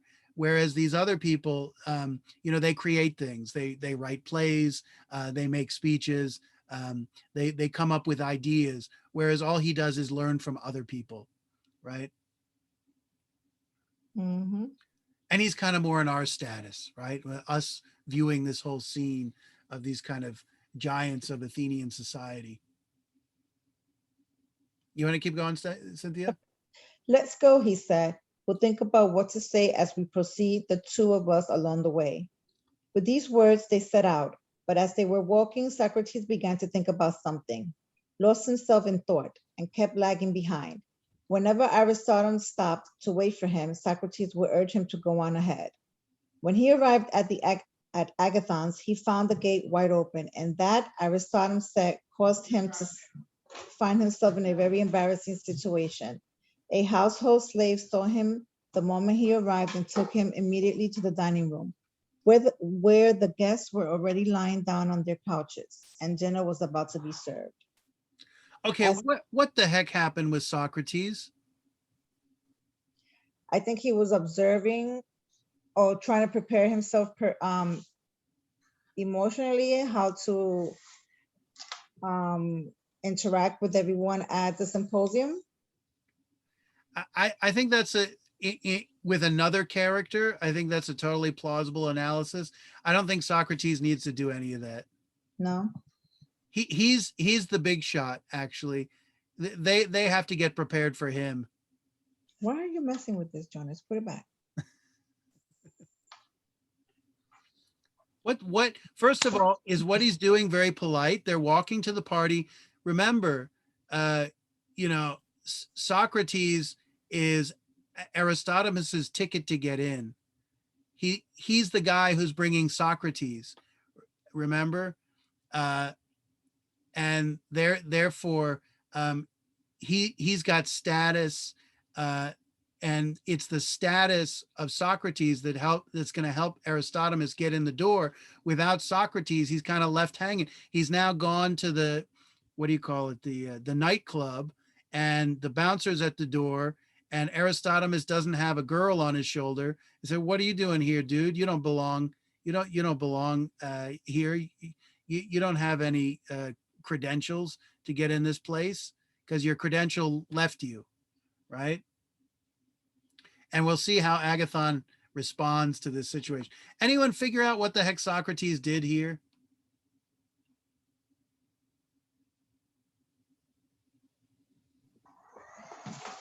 Oh, it's a mystery. I guess we'll have to I find know out. he stopped at somebody's porch. That I remember. Yeah, and what that gets even more. What's he doing in someone else's porch? He's supposed to be at Agathon's house.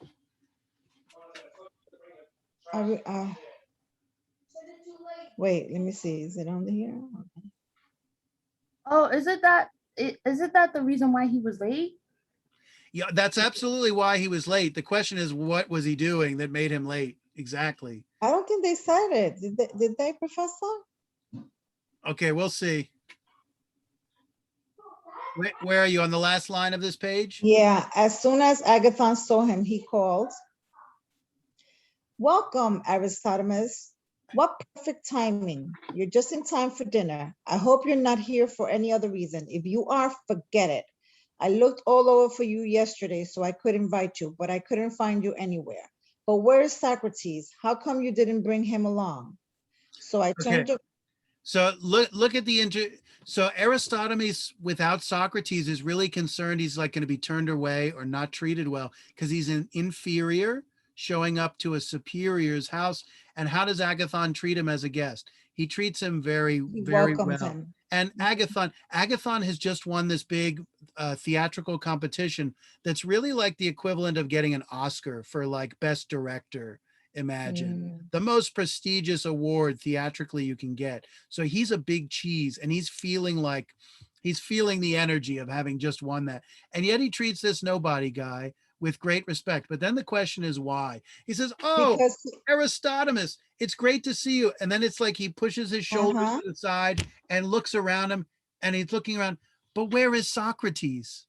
But how did he know that he was coming with Socrates? Well, I think he wasn't invited.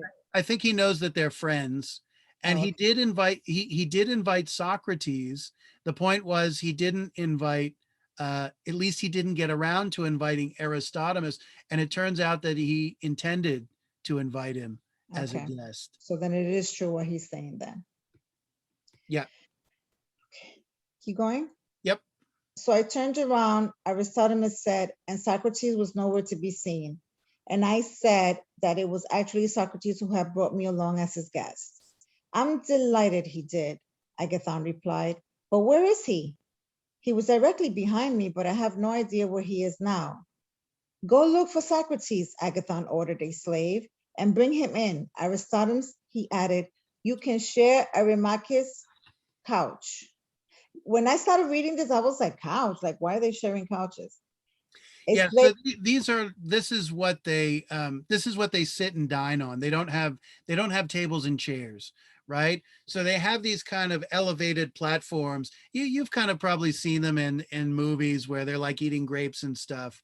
But I don't know, it's kind of like a divan. It's like an elevated flat surface with a cushion on it. And that's just the standard furniture of a symposium. Like patio furniture. And yeah, I mean, like the one that you lay down to tan on, like so maybe something like, I don't know. I don't tan. I don't know what. my skin look orange. You'll turn red. So and of course some of them want to sit next to each other on the same couch, which implies that they want to talk, but also potentially some, it sets up an erotic scenario. That's where I got interested, where it started getting interesting for me. Okay, let's keep going though, because we'll never get anywhere. A slave brought water, and Aristotlemus watched himself before he lay down. Then another slave entered and said, Socrates is here, but he's gone off to the neighbor's porch. He's standing there and won't come in, even though I called him several times. How strange, Agathon replied. Go back and bring him in. Don't leave him there. But Aristodemus stopped him. No, no, he said, leave him alone. It's one of his habits. Every now and then he just goes off like that and stands motionless, wherever he happens to be. I'm sure he'll come in very soon, so don't disturb him. Let him be. So what was he doing? I still don't get it. Okay, good. Pep talk. Good. Why good, Professor? Well, because you'll have to figure it out, and we'll see in a moment. Pep talk. I mean, Socrates, when whatever he's doing, he's all by himself, standing motionless and silent for an Mhm. extended period of time. And if it seems unusual, it should be, because everybody else at this party thinks it's rather odd. Well, But everybody else, except Aristodemus, because he knows Socrates better than Agathon knows him. Agathon knows of Socrates, but he doesn't know him personally very well. but is he the guest of honor? Because that's how he's making it seem. You mean Socrates? Uh-huh. Effectively, he is. So let's be clear. Agathon knows about Socrates. He's heard about his renown and what he's like, but he doesn't know him personally very well, because he's not familiar with this habit of him standing there silent and motionless for extended periods of time. And remember what Aristodemus does. He made it his life to follow every word and every action. And he's obsessed with Socrates. So he knows the details of Socrates' life that Agathon doesn't. Agathon doesn't have the time to know every word and deed of Socrates. He's a playwright. He's busy winning awards. He's got his own life. Okay. Well, all right, if you really think so, Agathon said, and turned to the slaves. Go ahead and serve the rest of us. What you serve is completely up to you. Pretend nobody's supervising you, as if I ever did. Imagine that we are all your own guests, myself included. Give us good reason to praise your service. So they went ahead and started eating, but there was still no sign of Socrates. Agathon wanted to send for him many times, but Aristodemus wouldn't let him. And in fact, Socrates came in shortly afterward, as he always did. They were hardly halfway through their meal. Agathon, who, as it happened, was all alone on the farthest couch, immediately called, Socrates, come lie down next to me. Who knows if I touch, oh my God, okay. Who knows if I touch you, I may catch a bit of the wisdom that came to you under my neighbor's porch. It's clear you've seen the light. If you hadn't, you still be standing there. Okay, so this is a great line. Mhm. And Agathon has a lot of humor here, and He's throwing him in the Rex. I'm sorry? He's throwing some indirects to him, right? Indirects. Am I saying it wrong? Yeah, sure. I would say innuendo. Innuendo. Right. Okay. I mean, he's throwing him innuendos. I mean, he's kind of BSing with Socrates right now. It's kind of banter, right? And it's also forward. He's flirting with him. Let's put it That's that what I'm way, saying. Yeah. right? And Agathon seems to be like a guy who's just interested in other guys, and that's his métier. So he says, Socrates, come lie down next to me. He says, who knows if I touch you, I may catch a bit of your wisdom that came to you under my neighbor's porch. It's clear, my neighbor's porch. It's clear you've seen the light. If you haven't, you'd be standing. If you hadn't, you'd still be standing there. So let's answer the question. What was he doing on the neighbor's porch? Professor, I hope it's not what I think. Oh, no. Oh, okay. Okay, good. I still don't know. I mean, I don't know what you think, but I don't know where you can. Forget it. What was he doing? I mean, he's a philosopher. What does he do?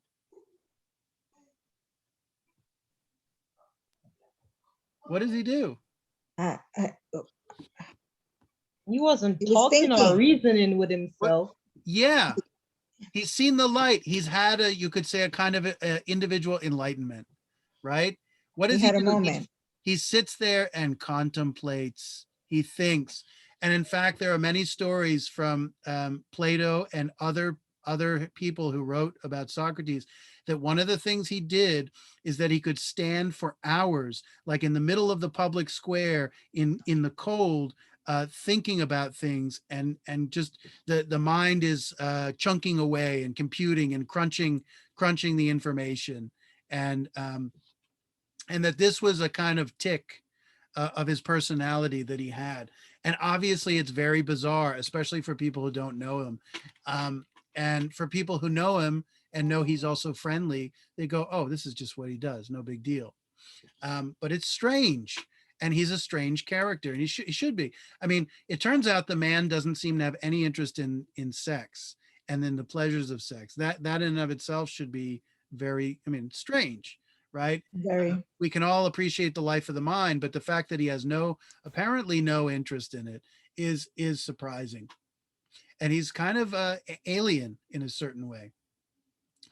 So he says, if I touch you, I may catch a bit of your wisdom. So there's two ways this word touch can be taken. On one hand, he could be saying, what I really want to do is I want to get my hands on you. And I'm just pretending, to talk about being concerned with your wisdom, right? What's the basic model of interactions with Socrates in his life? People come to him and say, we all know that you're the wisest, and I'd like to learn from you, right? And here, the learning from Socrates is all like pretext and flirtation, because what he's really interested in is sex. But what he also says, ironically, is if I touch you, like maybe your wisdom will be transmitted from you to me. Now, there's two ways that transmission could happen.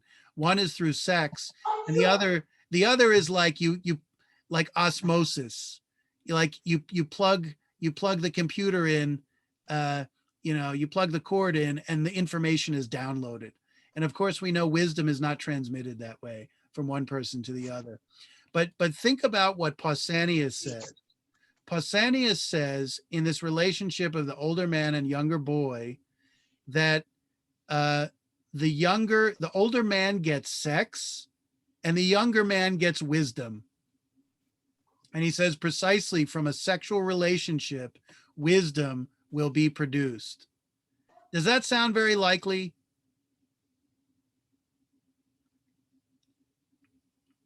Does one become wise by having sex? It depends. No, you get experience. So I think this is a bit of a gray area. It depends. If wisdom has to do with experience, right? Mm-hmm. And sex is an important part of our experience.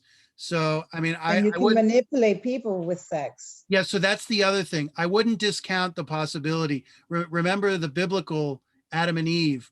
He knows his wife, and the word "know" means he sleeps with her, right? So there's this issue of knowledge and wisdom being associated with sex is a pretty ancient one.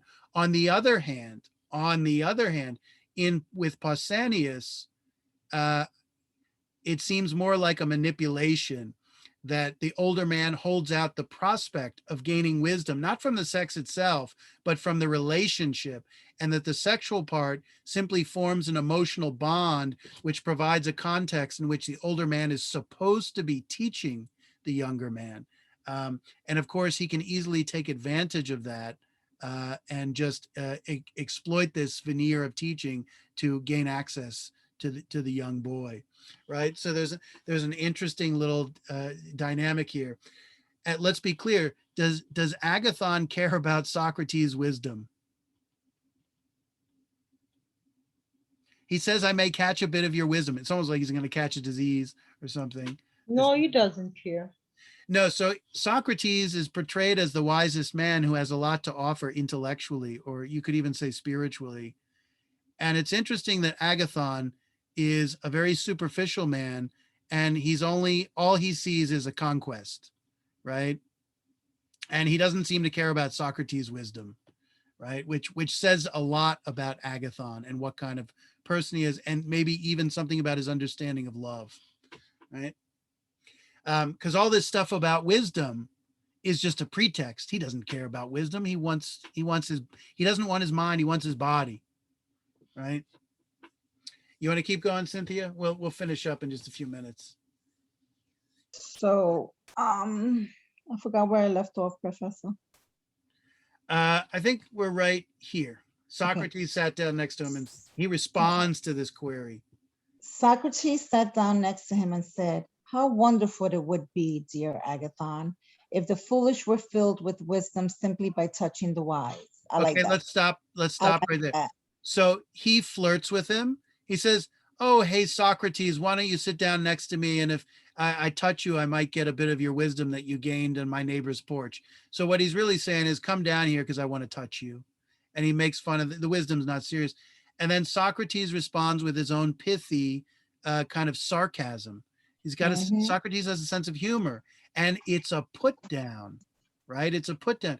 He says, "How wonderful it would be, dear Socrates, if the foolish," meaning Agathon, "were to gain wisdom simply by touching the wise." Of course, we know that's not how wisdom is transmitted. And this also already blows up Pausanias's relationship, because Pausanias tries to seriously claim that wisdom is gained from this sexual relationship. And that's, at least from Socrates' point of view, the kind of wisdom he's talking about, that's not possible. Okay. So notice, but then he's going to switch this story around, because clearly he seems to be saying that Agathon is the fool and Socrates is the wise one. Do we agree on that? Yes. Okay, because let's see what he says in a moment. "If only wisdom were like water, which always flows from a full cup into an empty one when we connect them with a piece of yarn, well, then I would consider it the greatest prize to have the chance to lie down next to you. I would soon be overflowing with your wonderful wisdom. My own wisdom is of no account, a shadow and a dream, while yours is bright and radiant and has a splendid future." All right. So notice he puts him down, but then he flips it, and Socrates claims that he's the one who's ignorant. And, "Oh, Agathon, you are the wisest of all. And if only I could gain some wisdom, next to you." I mean, this is kind of like, imagine there is let's just say this person doesn't exist, the slowest person in class, and everybody knows that person's slow. And instead of saying, "Hey, you're the slowest person," you say instead, "Oh, hey, you who are the genius, who are the most brilliant student of them all, and you're being ironic, and everyone knows you're being ironic." So I think Agathon knows that Socrates is making fun of him here, and he knows Socrates is being disingenuous. Yeah. "Why, young as you are, you're so brilliant, I could call more than 30,000 Greeks as witnesses." So this all drips with sarcasm, and the 30,000 Greeks as witnesses to Agathon's wisdom, in quotation marks, are the citizens who were at the theatrical festival where he won this award. And the award is supposed to be a sign, a demonstration of his wisdom. Of course, the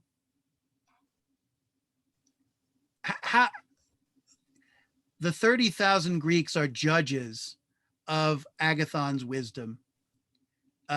What kind of person do you need to be to judge someone's wisdom?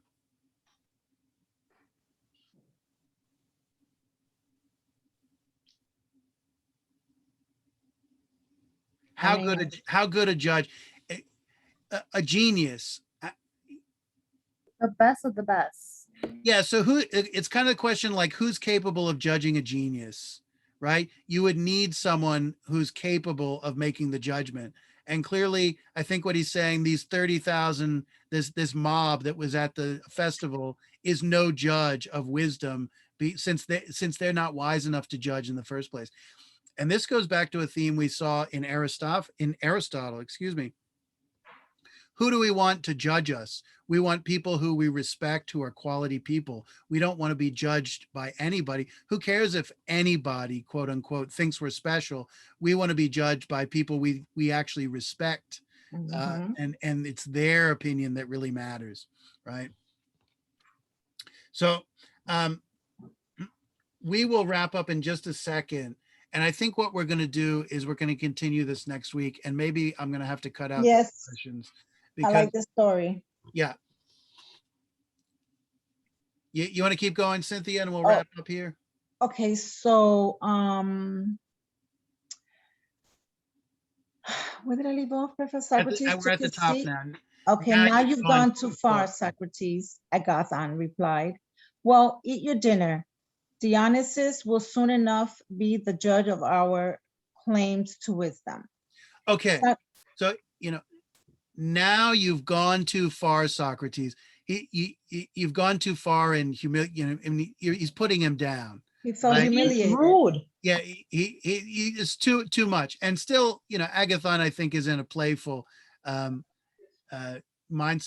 And then he says, Dionysus will soon enough be the judge of our claims to wisdom. And ironically, just in this interaction, we've already seen who's the wiser person by the way Agathon handles this situation and the way Socrates handles it. And we know who the superior man is, therefore. Talk about going uninvited as a superior, inferior to someone else's house. And so Dionysus is interesting. He's the god of the theater, and he's a particularly important god in this theatrical festival where Agathon won the contest. But also Dionysus is the god of wine and good times and intoxicated states. So he's also a god who is central to the symposium, where drinking wine is one of the central features of any symposium. So we can call it quits right here. And what we'll do next week is just pick up with some of the key speeches we want to focus on, starting with Phaedrus. Okay. Any last remarks, thoughts, questions, comments? No, Professor. Have a good night. Okay, yeah, we're ready to go. All right. Thank you, everybody, for a lovely class. Attendance is send him an Take email. attendance, I'd Professor? like you to send an email message. Okay. Yeah, and I'll record it that way.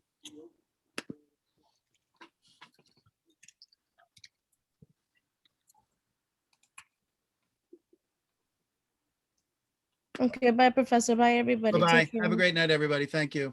Bye-bye.